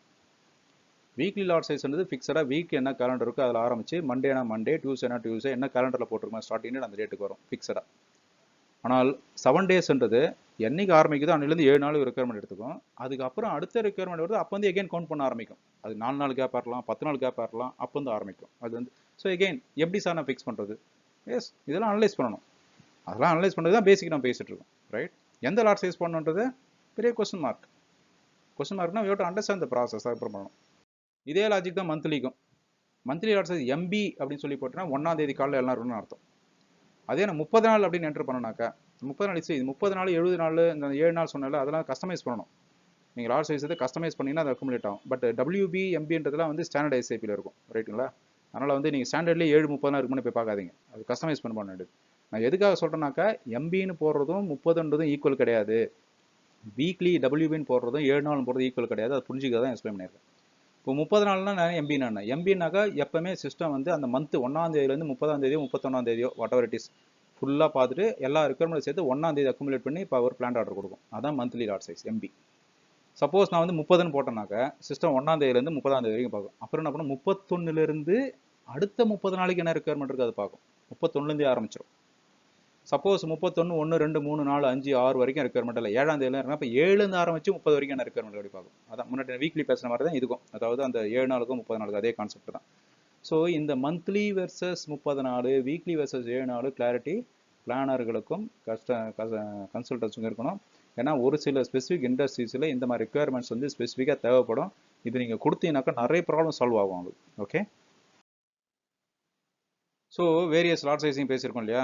So எப்படி மானியம் லாட் சைஸ் ஆர்டர் பண்ணுறது, எவ்வளோ மேக்ஸிமம் ஸ்டாக் லெவல் வைக்கணும், எவ்வளோ ஸ்டாண்டர்ட் சைஸ் வேணும், எவ்வளோ ஸ்கிராப் கன்சிடர் பண்ணணும், எவ்வளோ வந்து நான் ஆர்டர் பண்ணணும், இதெல்லாம் ரொம்ப முக்கியமான பாயிண்ட்ஸ். இதுதான் வந்து பிளானர்ஸு கன்சல்டன்ஸ்லாம் சேர்ந்து ஒர்க் பண்ண வேண்டிய முக்கியமான ஏரியா. ஓகே, இதெல்லாம் நீங்கள் தெரிஞ்சுக்கிட்டு தான் அந்த முன்னாடி கான்செப்ட்ஸ்லாம் நம்ம பேசணும். அந்த கான்செப்ட்ஸ்லாம் புரிஞ்சுதுனாக்கா இதை வந்து நீங்கள் ஈஸியாக அட்டாக் பண்ணலாம். ஸோ இது லாட் சைஸிங் பராமீட்டர்ஸ் போடும்போது என்ன முக்கியம் அப்படின்னாக்க, லாட் சைஸ் வந்துட்டு நமக்கு இன்வென்ட்ரியை கண்ட்ரோல் பண்ணுறதுக்கு யூஸ் ஆகுது, அதே சமயத்தில் கஸ்டமருக்கு சப்ளை பண்ணுறதுக்கும் ஈஸியாக இருக்கும் சர்வீஸ்க்கும்.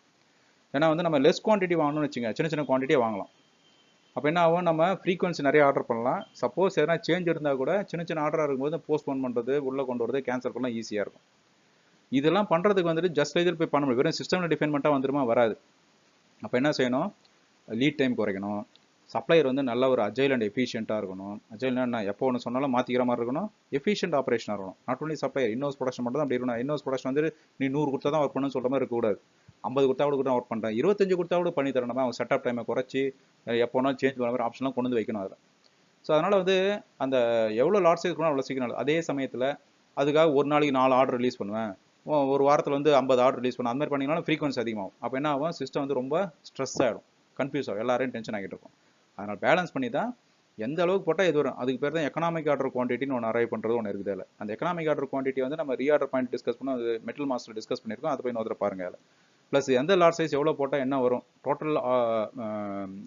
Total cost benefit TCO analysis அதை பண்ணோம்னா இன்னும் கொஞ்சம் நமக்கு டோட்டல் காஸ்ட் ஆஃப் ஓனர்ஷிப் அது போட்டோம்னா பெட்டராக இருக்கும், ரைட்? ஸோ இதெல்லாம் அரைவ் பண்ணது என்ன வேணும், what is our consumption pattern, lead time என்ன, சப்ளை ரிலையபிலிட்டி என்ன, குவாலிட்டி கம்ப்ளைன்ஸ் என்ன, இதெல்லாம் பார்த்து தான் லாட் சைஸ் பாராமீட்டர் டிசைட் பண்ணணும். அடுத்து ரவுண்டிங் வேல்யூன்னு சொல்லி பார்த்தோம். ரவுண்டிங் வேல்யூ வந்து நம்ம செட் பண்ணும்போது அது எவ்வளோ வரும், இம்பாக்ட் என்ன அப்படின்னு எக்ஸாம்பிளையும் சொல்லியிருக்காங்க. ஃபார் எக்ஸாம்பிள் ரிக்வயர்மெண்ட் வந்து 45 வருது அப்படின்னா ரவுண்டிங் வேல்யூ 100ன்னு போட்டாக்கா சிஸ்டம் எப்போ 100 தான் ப்ரொபோஸ் பண்ணும். அதாவது நான் 100ன்னு போட்டிருக்கேன், ரிக்வயர்மெண்ட் 45 சிஸ்டம் 100ன்னு சொல்லும். நான் 90ன்னு சொன்னாலும் 100 தான் வரும், ஏன்னா ரவுண்டிங் வேல்யூ 100 கொடுத்துருக்கேன். சப்போஸ் 101 வேணும்னாக்கா என்ன ஆச்சு, 100 மேலே போயிடுச்சு, ரவுண்டிங் வேல்யூ 100 கொடுத்தனால அடுத்த 100 என்ன 200 ரிக்வயர்மெண்ட் கொடுக்கும். ஸோ 199 ரிக்வயர்மெண்ட் இருந்தாலும் 200 தான் வரும். இது எல்லாமே அந்த நெட் ரிக்வயர்மெண்ட் கால்குலேட் பண்ண வர்றது நம்ம பேசணும்ல, அந்த லாட் சைஸ் கால்குலேஷன்ட்டு minimum lot, maximum lot, rounding value. So இதெல்லாம் வந்து தான் ஃபைனல் பிஆர் இப்படி தான் வரும். எப்படி பிஆர் இவ்வளோ குவான்டிட்டி வந்தது, எப்படி பிளான்ட் ஆர்டர் இவ்வளோ குவான்டிட்டி வந்தால் தெரியறதுக்கு இதெல்லாம் உங்களுக்கு தெரியணும். அதனால தான் எக்ஸ்ப்ளனேஷன். அடுத்து வந்து 855 நான் போட்டுருக்கோம், 900 வரும், 901னாக்கா 1000 இந்த மாதிரி வரும் ரவுண்டிங் வேல்யூ. இதை நீங்கள் எக்ஸாம்பிள் போட்டு 50ன்னு போட்டு கூட ஒர்க் பண்ணுங்க, 200ன்னு போட்டு ஒர்க் பண்ணுங்க. எம்ஆர்பி பேராமீட்டர் டிசைன் பண்ணுறது தான் அது. நீங்கள் போட்டுட்டு எம்ஆர்பி ரன் பண்ணி செக் பண்ணி பாருங்கள் இம்பாக்ட்லாம், you will understand more clearly. இது ஒன்று தான் வழியாக ரவுண்டிங் வேல்யூக்கு ஒரு மெத்தட் இருக்குது, ரவுண்டிங் ப்ரொஃபைல். அதாவது சில சமயத்தில் என்ன பண்ணுவாங்க, இந்த குவான்டிட்டி 0லேருந்து அதாவது 1லேருந்து 10 வந்தாக்கா எது வந்தாலும் 10 ரவுண்ட் அப் பண்ணு. அதே சமயத்தில் 31 to 50 வந்தாலும் அந்த 20 கேப் இருந்தால் கூட 32 இருந்தாலும் 50 ஆர்டர் பண்ணு, 39ன்னு 50 ஆர்டர் பண்ணு. அந்த மாதிரி ஆப்ஷன் இருக்குது ப்ரொஃபைல். ஸோ அது வந்து நம்ம வந்து எப்படி பார்த்துக்கலாம். இது வந்து எகெயின் இது எங்கே சார் தேவைப்படும் சரியாக சொல்ல முடியல. அந்த பிஸ்னஸில் அந்த ரெக்யர்மெண்ட் பார்க்கும்போது சப்போஸ் பர்ச்சேஸில் திடீர்னு எனக்கு எது ரவுண்டிங் ப்ரொஃபைல் கான்ஸ்டண்ட்டாக 10 கொடுத்தா ஒர்க் அவுட் ஆகுதுப்பா, குவான்டிட்டிக்கு ஏற்ற மாதிரி ரவுண்டிங் வேல்யூன்னு கேட்டாங்கன்னா அப்போ இந்த ப்ரொஃபைல் ஒர்க் பண்ணணும். ஓகே, ஸோ இப்போ இதை பேஸ் பண்ணி நம்ம லாட் சைஸ் சர்வை பண்ணிட்டோம். அடுத்தது ஓகே, எவ்வளோ ரெக்யர்மெண்ட் வந்துருச்சு, அந்த ரெக்யர்மெண்ட் எவ்வளோ பிளான்டு ப்ரொபோசல் வந்துருச்சு. அடுத்தது ப்ரொக்யூர்மெண்ட். ப்ரொக்யூர்மெண்ட்னா என்ன, மேபி வெளியே வாங்கலாம் இல்லை உள்ள ப்ரொடக்ஷன் பண்ணலாம், எப்படி டிஃபைட் பண்ணுறது, அதுதான் வந்து ப்ரொக்யூர்மெண்ட் டெஃபினேஷன் பார்க்குது. ஸோ சிஸ்டம் அடுத்து இதை போய் செக் பண்ணும். பண்ணும்போது ப்ரொக்யூர்மெண்ட் டைப்ஸ் பார்த்தீங்கன்னா 2 வகை இருக்குது. என்னென்ன இருக்குது, இன்னோஸில் ப்ரொடியூஸ் பண்ணலாம், எக்ஸ்டர்னலாக ப்ரொக்யூர் பண்ணலாம். ஞாபகம் இருக்குன்னு நினைக்கிறேன். இன்னோஸ் ப்ரொடக்ஷன்னா மெட்டல் மாஸ்டர் என்ன போடுறோம், போடுவோம், எக்ஸ்டர்னல் ப்ரொக்யூர் பண்ணால் F1 போடுவோம். இப்போ இன்னோஸ் ப்ரொடக்ஷனில் அப்போது எல்லாமே இன்னோஸ் ப்ரொடக்ஷனாக்கா அது ரெகுலராக இன்னோஸ் பண்ணுறது இருக்குது, இல்லை ஃபேந்தமாக ப்ரொடியூஸ் பண்ணுறது ஆப்ஷன் இருக்குது, அது ஒன்று இருக்குது. அல்லது எக்ஸ்டர்னல் ப்ரொக்யூர்மெண்ட்னாக்கா நான் வந்து ஸ்டாக் ட்ரான்ஸ்ஃபர், இந்த மெட்டீரியல் எனக்கு தேவையானது இன்னொரு பிளான்ட்டில் உற்பத்தி பண்ணி இங்கே ஸ்டாக் ட்ரான்ஸ்ஃபராக கொண்டு வரேன், அந்த ஆப்ஷன் இருக்கலாம். அல்லது இன்னொரு சப்கார்னிங் வெண்டாருக்கு வந்து சப்கார்னிங் பண்ணுறேன், அதில் F13 போடுறோம் இல்லையா, அது வழியாக பண்ணலாம். அல்லது டைரக்ட் ப்ரொக்யூர்மெண்ட், டைரெக்டாக பர்ச்சேஸ் பண்ணுறேன், அந்த மாதிரி இருக்கலாம். ஸோ இந்த மாதிரி ப்ரொக்யூர்மெண்ட் டைப்ஸ் வருது. ஸோ அந்த இன்னோஸ் ப்ரொடக்ஷன் எக்ஸ்டர்னல் ப்ரொக்யூர்மெண்ட் தான் ப்ரொக்யூர்மெண்ட் டைப்னு சொல்லுது, FEன்னு சொல்லி டிஃபைன் பண்ணியிருக்கோம். அந்த ஸ்பெஷல் ப்ரொக்யூர்மெண்ட் டைப் பண்ணுறது தான் அந்த ரெகுலர் ப்ரொடக்ஷனாக ஃபேன் மாதிரி. ரெகுலர் ப்ரொடக்ஷனாக பிளாங்காக இருக்கும், ஃபேன் தானே 30 இருக்கும், 50 இருக்கும். ஸ்டாக் ட்ரான்ஸ்ஃபர்னாக்கா அது என்ன இருக்கும், இந்த மாதிரி நம்ம எல்லாமே மெட்டல் மாஸ்டர் டிஃபைன் பண்ணியிருக்கோம். என்னென்ன வேல்யூ இதெல்லாம் again go back to material master. MRP 2 வியூவில் என்னென்ன இருக்குது, MRP 1 வியூவில் என்னென்ன இருக்குது, வரிசை ஒன்றுனா பாருங்கள், எல்லாம் வரும். இது வந்து கான்செப்ட்ஸ். இப்போ ப்ரொக்யூர்மெண்ட் பார்த்துட்டு சிஸ்டம். அடுத்து வந்து ப்ரொக்யூர்மெண்ட் எங்கே வாங்கணும்னு சொல்லிட்டேன், எப்போ வேணும், ரைட். அடுத்த கொஸ்டின் ஷெடியூலிங், எப்போ வேணும், அது ஒர்க் பண்ணும்.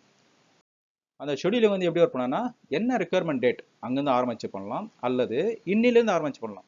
Forward schedule, backward schedule. நான் இங்கே பேக்வர்ட் ஷெடியூல் மாதிரி எக்ஸ்பிளைன் பண்ணுறேன். இதில் வந்து முதல்ல ரெக்யர்மெண்ட் என்ன, ஃபினிஷ் டேட் என்ன, அது FG என்ன தேவைப்படும், அதனோட லீட் டைம் பொறுத்து என்னோட ஸ்டார்ட் டேட் என்ன. அப்புறம் இந்த FG ஸ்டார்ட் பண்ணோம்னாக்கா எனக்கு எல்லா காம்பனண்ட் வேணும். இங்கே வந்து இப்போ FG பண்ணுறதுக்கு எனக்கு சப் அசம்பிளி ஒன்று, சப் அசம்பிளி 2 வேணும்னு சொல்லி போட்டிருக்காங்க. ஸோ இதை ப்ரொடியூஸ் பண்ண 2 வேணும்னாக்கா இதெல்லாம் வந்து ஸ்டார்ட் டேட்டில் எல்லாமே இருக்கணும். இது எல்லாமே இருக்கணும்னாக்கா அதுக்கு ஸ்டார்ட் டேட் பார்த்தீங்கன்னா சப் அசம்பிளி 1க்கு ஒரு லீட் டைம் இருக்குது, சப் அசம்பிளி 2 ஒரு லீட் டைம் இருக்குது. நான் அப்போ ஸ்டார்ட் பண்ணால் போதும், அதுக்கேற்ற மாதிரி, ரைட். அப்போ அதுக்கு தேவையான காம்பனண்ட் என்ன வேணும், அந்த காம்பனண்ட் பண்ணுறதுக்கு எனக்கு ரா மெட்டீரியல் வேணும். அந்த மாதிரி ஸ்டெப் பை ஸ்டெப்பாக கால்குலேட் பண்ணி சிஸ்டம் ஷெடியூல் கொடுக்கும். ஸோ இந்த டேட்லாம் எப்படி ஒர்க் பண்ணுதுன்றது அப்படின்றது பார்த்தீங்கன்னா இந்த லாஜிக். இதுவும் வந்து யூ ஷுட் அண்டர்ஸ்டாண்ட். ஏன் ஒன்று ஒரு ரெக்யர்மெண்ட்டில் வந்து எல்லாம் ஒரே மாதிரி வரலாமே, நோ. எப்போ தேவையோ அப்போ வாங்கினா போதும், அதான் MRP கான்செப்ட். ஏன்னா இன்வென்ட்ரி ஏறக்கூடாது, கஸ்டமருடைய சர்வீஸும் எஃபெக்ட் ஆகக்கூடாது, அதுதான் வந்து MRPயில். ஸோ இந்த ஷெடியூலும் பேக்வர்ட் ஷெடியூலும் நடக்கும். ஓகே, இப்போ ஷெடியூல் நடக்கும்போது இன்னோஸ் ப்ரொடக்ஷன் நடக்குது, எக்ஸ்டர்னல் என்ன நடக்குதுனாக்கா இன்னோஸ் ப்ரொடக்ஷன் எகெயின் ரெக்யர்மெண்ட் டேட்னா அவைலபிள் டேட்னு பார்ப்போம். இன்னோஸ் ப்ரொடக்ஷன் வந்து குட்ஸ் ப்ரொடியூஸ் பண்ணினாக்கா கொண்டு வந்து நேராக வச்சிட முடியாது இல்லையா, அதை பேக் பண்ணுவோம், இன்ஸ்பெக்ஷன் பண்ணுவோம், எல்லாம் பண்ணுவோம். அதில் அதை பேஸ் பண்ணி அந்த டைம் பொறுத்து ஸோ GR டேட்டும் நிறைய வரும். சப்போஸ் 2 நாள் இன்ஸ்பெக்ட் பண்ணுறதெல்லாம் வருதுனாக்கா GR வந்து அந்த 2 நாளைக்கு முன்னாடி முடியணும். GRனா குட்ஸ் ரிசீவ் பண்ணுறது. ஸோ இந்த டேர்ம்ஸ்லாம் புரிஞ்சுக்கோங்க. குட் GR டேட் என்ன, ரெக்யர்மெண்ட் டேட் என்ன, அவைலபிள் டேட் என்ன தெரிஞ்சுக்கோங்க. நான் ப்ரொடக்ஷன் பண்ணுறதுக்கு 10 நாள் லீட் டைம் அப்படின்னா ஆர்டர் ஸ்டார்ட் டேட் என்ன, அதனுடைய ஆர்டர் ஃபினிஷ் டேட் என்ன, அது GR டேட்னு வருது. அடுத்தது ஓப்பனிங் பீரியட், எப்போ வந்து க்ளோஸ் பண்ண போகிறேன். ஸோ இந்த மாதிரி டேட்லாம் இங்கே வருது, ரைட். ஓப்பனிங் பீரியட்னா என்னன்னாக்கா ஒரு ப்ரொடக்ஷன் ஆர்டர் கிரியேட் பண்ணிட்டேன், அந்த ப்ரொடக்ஷன் பண்ணுறதுக்கு தேவையான ரா மெட்டீரியல்லாம் இருக்குதா இல்லையா, எப்போ வரப்போகுது, சப்போஸ் நாளைக்கு வரும்ன்ட்டு போது நான் ஆர்டர் ரிலீஸ் பண்ணலாமா, அல்லது எனக்கு கையில் ரிசோர்ஸ்லாம் இருக்கா, டூல்ஸ் ஃபிக்ஸஸ்லாம் இருக்கா, அதெல்லாம் செக் பண்ணுறது தான் அந்த டைம் தேவை. ஒரு நாள் 2 நாள் தேவைப்படலாம் பிளானர்ஸுக்கு, அதுக்கு வந்து ஓப்பனிங் பீரியட் தேவை. இது வந்து இன்னோஸ் ப்ரொடக்ஷன். அதே சிமிலர் கான்செப்ட் தான் எக்ஸ்டர்னல் பர்ச்சேஸ். ரெக்குயர்மெண்ட் அவைலபிலிட்டி ஆரம்பிக்குது, உள்ளே வந்து நான் குவாலிட்டி இன்ஸ்பெக்ஷன் பண்ணணும், இல்லை பேக்கிங் பண்ணணும், டீபேக்கிங் பண்ணணும், ஆக்ட்லாம் பண்ணாக்கா 1 நாள் 2 நாள் தேவைப்படலாம். அது வந்து வாங்குறதுக்கு வந்து பிளான் டெலிவரி லீட் டைம், கஸ்டமருடைய சப்ளையருடைய லீட் டைம் இருக்கும். அதே சமயம் பர்ச்சேஸ் டிபார்ட்மெண்ட் சப்போஸ் ஒரு புது சப்ளையர் பார்க்கணும், இல்லாட்டி நான் நெகோஷியேட் பண்ணணும், இல்லாட்டி அந்த ப்ராசஸிங் பண்ணணும், இன்டர்னல் அப்ரூவல் பண்ணணும், அந்த மாதிரிலாம் இருந்துச்சுனாக்கா அது ஒன்று வச்சுக்கலாம். அடுத்து ஓப்பனிங் பீரியட், எகைன் அந்த ரெக்குயர்மெண்ட் அனலைஸ் பண்ணுறது எல்லாம் பண்ணாலும் ஓப்பனிங் பீரியட் இருக்கும். ஸோ எக்ஸ்டர்னல் பர்ச்சேஸ் நடக்கும். ஸோ ரெண்டுத்துக்குமே ஷெடியூல் நடக்கும். ஒன்று பார்த்தீங்கன்னாக்கா சிஸ்டமில் இந்த டேட் எல்லாமே இருக்கும். எது ரெக்குயர்மெண்ட் டேட்டு, எது இன்வாய்ஸ் ப்ரொடக்ஷன் டேட்டு, என்ன start date, finish date, delivery date, release date எல்லாமே இருக்கும். நீங்கள் அது உள்ளே பார்த்தீங்கன்னாக்கா அந்த டேட்டில் எப்படி வருது அப்படின்றது இந்த கான்செப்ட்லாம் அப்ளை பண்ணிங்கன்னா யூ அண்டர்ஸ்டாண்ட். ஸோ இது வந்த அப்புறம் ஷெடியூல் பண்ண அப்புறம் ஓகே, நான் வந்து முதல்ல ஒரு ஃபினிஷ் ப்ராடக்ட்டுக்கு நான் சப் அசம்பிளி கால்குலேஷன் முடிச்சிட்டேன். அந்த சப் அசம்பிளி பண்ணுறதுக்கு அடுத்து வேறு என்ன வேணும்? பிஓஎம் எக்ஸ்ப்ளோட் ஆகும். அடுத்து பிஓஎம், இந்த பிஓஎம் எக்ஸ்ப்ளோரேஷன் எப்போ நடக்கும்? போயிட்டு கடைசியாக வெறும் பர்ச்சேஸ் ஐட்டம் மட்டும் தான் இருக்கிற வரைக்கும் பிஓஎம் எக்ஸ்ப்ளோரேஷன் நடக்கும், கடைசி லெவல் வரைக்கும். அடுத்து ஒரு இன்னொரு ப்ரொடக்ஷனோ சப்ரண்டினோ அடுத்த லெவல் போய் கண்டிப்பாக எக்ஸ்ப்ளோர் பண்ணும். ஸோ இப்போ என்ன எக்ஸ்ப்ளோர் பண்ணது என்ன செய்யும்? என்னென்ன செய்யும் அப்படின்னாக்க, பிஓஎம் முதல்ல செலக்ட் பண்ணும், என்ன பிஓஎம் வேணும், அதனோட யூசேஜ் என்னன்னு பார்க்கும். அடுத்தது சப்போஸ் ஆல்டர்னேட் பிஓஎம் இருந்துச்சுனாக்கா, அந்த ப்ரொடக்ஷன் வெர்ஷன் ஒன்று கிரியேட் பண்ணுறோம் இல்லையா, இந்த லார்ஜ் சைஸுக்குள்ளே இருந்தால் இந்த பிஓஎம் எடுத்துக்கோ, இந்த லார்ஜ் சைஸுக்குள்ள இந்த எடுத்துக்கோ, வந்து ப்ரொடக்ஷன் வெர்ஷன் அதை பேஸ் பண்ணி சிஸ்டம் வந்து பிஓஎம் எடுத்துக்கும். அந்த பிஓஎம்னுடைய ஸ்டேட்டஸ் என்ன டேட்லேருந்து அவைலபிள் இருக்குது அது ஒன்று பார்க்கும். சப்போஸ் ஆக்டிவாக இருக்கா இல்லையா அதெல்லாம் செக் பண்ணிவிட்டு, அந்த பிஓஎம்னுடைய காம்பனன்ட்லாம் என்னென்ன வேணும், அந்த ப்ரொடக்ஷன் தேவை அதெல்லாம் எடுத்துகிட்டு, அதனுடைய ரிக்குயர்மெண்ட் என்ன வேணும், சப்போஸ் அது ஃபர்தராக வெளியே வாங்கணுமா இல்லை திரும்ப இன்னொரு ப்ரொடக்ஷன் கிரியேட் பண்ணுமா, அதெல்லாம் பார்த்துட்டு சிஸ்டம் வந்து எக்ஸ்ப்ளோர் பண்ணி வருது. இதுதான் பிஓஎம் எக்ஸ்ப்ளோஷன். இந்த பிஓஎம் எக்ஸ்ப்ளோஷன் எதுவரை நடக்கும் சொன்னேன், எல்லா ஐட்டமும் பர்ச்சேஸ் ஐட்டமாக இருக்கும் வரையில் இந்த பிஓஎம் எக்ஸ்ப்ளோஷன் நடக்கும். ஸோ இப்படி தான் எம்ஆர்பி ஒர்க் பண்ணுது. இந்த ஈச் ஸ்டெப்பு, நெட் ரெக்குயர்மெண்ட் எப்படி கால்குலேட் பண்ணுது, லாட் சைஸ் எப்படி அரைவ் பண்ணுது, ப்ரொக்யூர்மெண்ட் எப்படி அரைவ் பண்ணுது, ஷெடியூலிங் எப்படி பண்ணுது, இதெல்லாம் வந்து கிளியராக தெரிஞ்சுக்கிறதுனா நீங்கள் அந்த மெட்டல் மாஸ்டர் நான் பேசின பேராமீட்டர்லாம் தரோவாக உங்களுக்கு இருக்கணும். அதோட கான்செப்ட்லாம் கிளியராக இருந்ததுனாக்கா இந்த ஸ்டெப் பை ஸ்டெப்பாக எல்லா ப்ரொசீஜரும் நல்லா பார்த்து தெளிவாக தெரிஞ்சுக்கலாம். ஸோ இஸ் பிளானராக இருந்தாலும் சரி, கன்சல்டண்டாக இருந்தாலும் சரி, இது எல்லாமே ரொம்ப முக்கியம். இது நல்லா எப்படி ஒர்க் பண்ணது கான்செப்ட் தெளிவாக இருந்துச்சுனாக்கா ப்ரொடக்ஷன் பிளானிங்கில் நீங்கள் முக்கால் கிணறு தாண்டிட்டீங்கன்னு சொல்லணும் அதில். ஓகே, இப்போது அந்த கியர் பாக்ஸ் எக்ஸாம்பிளை வச்சு எம்ஆர்பி கான்செப்ட்ஸ் இங்கே ப்ராக்டிக்கலாக எக்ஸ்பிளைன் பண்ணுறேன். இப்போ நம்ம வந்து ஃபஸ்ட்டு வந்து கியர் பாக்ஸை ப்ரொடியூஸ் பண்ணணும். ஸோ அந்த கியர் பாக்ஸை ப்ரொடியூஸ் பண்ணுறதுக்கு என்னென்ன மெட்டீரியல் வேணும்னாக்கா, ஒரு சப் அசம்பிளி வேணும் லெவல் 1ல், அதே லெவல் 1ல் ஒரு சப் அசம்பிளி 2 வேணும், 2 சப் அசம்பிளி வேணும். அந்த ஒரு சப் அசம்பிளியை ப்ரொடியூஸ் பண்ணுறதுக்கு 2 காம்பனண்ட் வேணும், காம்பனண்ட் 1 காம்பனண்ட் 2. சப் அசம்பிளி 2வை ப்ரொடியூஸ் பண்ணுறதுக்கு காம்பனண்ட் 3 காம்பனண்ட் 4 வேணும். இதான் வந்து பில் ஆஃப் மெட்டீரியல். இதில் ஒன்றுக்கும் லீட் டைம் என்ன அப்படின்னாக்கா, இந்த கியர் பாக்ஸ் அசம்பிள் பண்ணுறதுக்கு 5 days ஆகும், சப் அசம்பிளி ஃபினிஷ் பண்ணுறதுக்கு 3 days ஆகும். இந்த காம்பனண்ட் 1 and 2 வாங்குறதுக்கு, வெளியிலேருந்து வாங்குறதுக்கு இது 6 days ஆகும், இந்த 7 days ஆகும். அதே போல் இந்த லீட் டைமும் கொடுத்துருக்கேங்க. அப்புறம் இதில் வந்து நம்ம ஓப்பனிங் ஸ்டாக் எதுக்குமே இல்லை, ஜீரோன்னு அசியூம் பண்ணிக்கிறோம். சேஃப்டி ஸ்டாக் இல்லைன்னு அசியூம் பண்ணிக்கிறோம். பர்ச்சேசர் எதுவும் அசியூம் பண்ணிக்கிறோம். அதாவது ஃப்ரெஷ்ஷாக ஸ்டார்ட் பண்ணுறோம் இப்போ தான். இந்த மாதிரி இருக்கும்போது ஒரு எம்ஆர்பி எப்படி ஒர்க் ஆகும் அப்படின்றதான் எக்ஸ்பிளைன் பண்ண போகிறேன். அதுக்கு முதல்ல என்ன செய்கிறேன், ஒரு 3 மாதத்துக்கான டிமாண்ட் எடுத்துக்கிறேன். ரைட். ஸோ இது டேட் வைஸ் எடுத்துடுறேன். அந்த டேட்டுக்கு டேஸும் எடுத்துட்டேன். அதில் கியர் பாக்ஸ் பார்த்தீங்கன்னா நான் 12ஆம் தேதியிலேருந்து ஆரம்பிக்கிறேன் ரெக்குயர்மெண்ட். ஃபார் எக்ஸாம்பிள் 16ஆம் தேதியிலேருந்து ஆரம்பிக்கிறேன் ரெக்குயர்மெண்ட்டு. ஸோ இது வந்து ஒரு இந்த 16ஆம் தேதி 10 நம்பர் வேணும், 17ஆம் தேதி 12 நம்பர் வேணும், 11ஆம் தேதி 10 நம்பர் வேணும்னு சொல்லிட்டு இப்படியே வந்து நான் என்ன பண்ணுறேன், கிட்டத்தட்ட எண்ட் ஆஃப் மார்ச் வரைக்கும் போகிறேன். அதில் ஏப்ரல்லையும் கொஞ்சம் இருக்காங்க. ரைட். ஸோ இது வந்துட்டு கியர் பாக்ஸோட ரெக்குயர்மெண்ட். இப்போ இந்த கியர் பாக்ஸ் வந்து நான் அன்னைக்கு வேணும் அப்படின்னாக்கா கஸ்டமருக்கு கொடுக்கணும்னா லீட் டைம் என்ன, 5 days. ரைட். நம்ம பார்த்தோம் ஷெடியூலிங் ஞாபகம் இருக்கு அவங்களுக்கு. அந்த ரெக்குயர்மெண்ட் என்ன இருக்குது, ஏன்னா இப்போ 0 ஸ்டாக்கு 10 நம்பர் எனக்கு வேணும், அப்போ நான் 10 நம்பர் ப்ரொடியூஸ் பண்ணணும். அப்போ சிஸ்டம் என்ன பண்ணணும், ஷெடியூல் பண்ணணும். ஷெடியூல் என்ன பண்ணணும், 5 days லீட் டைம். எனக்கு 16ஆம் தேதி வேணும்னாக்கா 5 daysக்கு முன்னாடினா 11ஆம் தேதி இந்த கியர் பாக்ஸ் வந்து ஸ்டார்ட் பண்ணி ஆகணும் ப்ரொடக்ஷன். ரைட். 11ஆம் தேதி ஸ்டார்ட் பண்ணணும். ஸோ இது ஃபஸ்ட்டு ஷெடியூல் நடக்குது. இப்போ இந்த கியர் பாக்ஸ் நான் ப்ரொடியூஸ் பண்ணணும்னாக்க அடுத்து என்ன வேணும்னாக்க இந்த 2 சப் அசம்பிளி வேணும். கரெக்ட். அப்போது அந்த 11ஆம் தேதி இந்த சப் அசம்பிளி 1ம் சப் அசம்பிளி 2ம் 10 நம்பர் ரெடியாக இருக்கணும். அப்போ தான் ப்ரொடக்ஷன் ஸ்டார்ட் பண்ண முடியும். ரைட். இப்போ என்ன ஆகுது, பிஓஎம் எக்ஸ்ப்ளோர்ட் ஆகுது. பிஓஎம் எக்ஸ்ப்ளோர்ட் ஆகிட்டு இந்த சப் அசம்பிளி 1 10 நம்பர் வேணும் 11ஆம் தேதி, இது வேணும்னு சொல்லி இங்கே சொல்லுது. இப்போ இந்த சப் அசம்பிளி 1 வந்து 11ஆம் தேதி வேணும்னாக்க நான் என்னைக்கு ப்ரொடக்ஷன் ஸ்டார்ட் பண்ணணும், இதனோட லீட் டைம் வந்து 3 நாள். ஸோ இது 3 நாள் கழிச்சோம்னா 8ஆம் தேதி ஸ்டார்ட் பண்ணணும் ப்ரொடக்ஷன். அதே போல் சப் அசம்பிளி 2 வந்துட்டு 11ஆம் தேதி வேணும்னாக்கா அதனுடைய லீட் டைம் 4 days. நான் அது வந்து 7ஆம் தேதி ஸ்டார்ட் பண்ணி ஆகணும். ரைட். இப்போ என்ன ஆச்சு, கியர் பாக்ஸ் ரெக்குயர்மெண்ட்டு இங்கே என்ன இருக்குன்றது, அது என்னைக்கு ப்ரொடக்ஷன் ஸ்டார்ட் ஆகணும்னு ஷெடியூல் ஆச்சு. அதை ப்ரொடியூஸ் பண்ணனாக்கா சப் அசம்பிளி வேணும்னு சொல்லிட்டு பிஓஎம் எக்ஸ்ப்ளோர்ட் ஆயிடுச்சு. அந்த சப் அசம்பிளி ப்ரொடியூஸ் பண்ணுறதுக்கு என்ன சொல்லி அதுக்கு ஷெடியூல் ஆகுது. ரைட். இப்போ என்ன ஆச்சு, நான் சப் அசம்பிளி ப்ரொடியூஸ் பண்ணணும். இது சப் அசம்பிளி 1 வந்துட்டு நான் 8ஆம் தேதி ஸ்டார்ட் பண்ணணும்னாக்கா அது வந்துட்டு என்ன வேணும், எனக்கு காம்பனண்ட் 1 10 நம்பர் வேணும், காம்பனண்ட் 2 வந்து 10 நம்பர் வேணும்.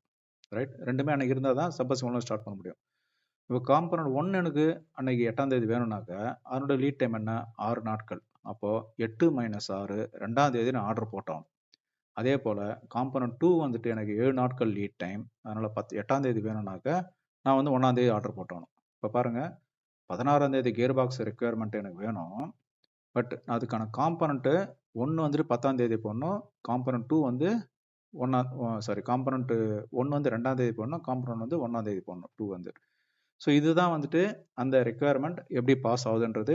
ஸோ இங்கே என்ன பார்த்தோம், நம்ம எவ்வளோ ரெக்குயர்மெண்ட் இருக்குது, 10, ஸ்டாக் எதுவும் இல்லை, கிராஸ் ரெக்குயர்மெண்ட்டு, ஸ்டாக்கில் நெட் ரெக்குயர்மெண்ட் அதான். ஸோ நெட் ரெக்குயர்மெண்ட் கால்குலேட் ஆயிடுச்சு.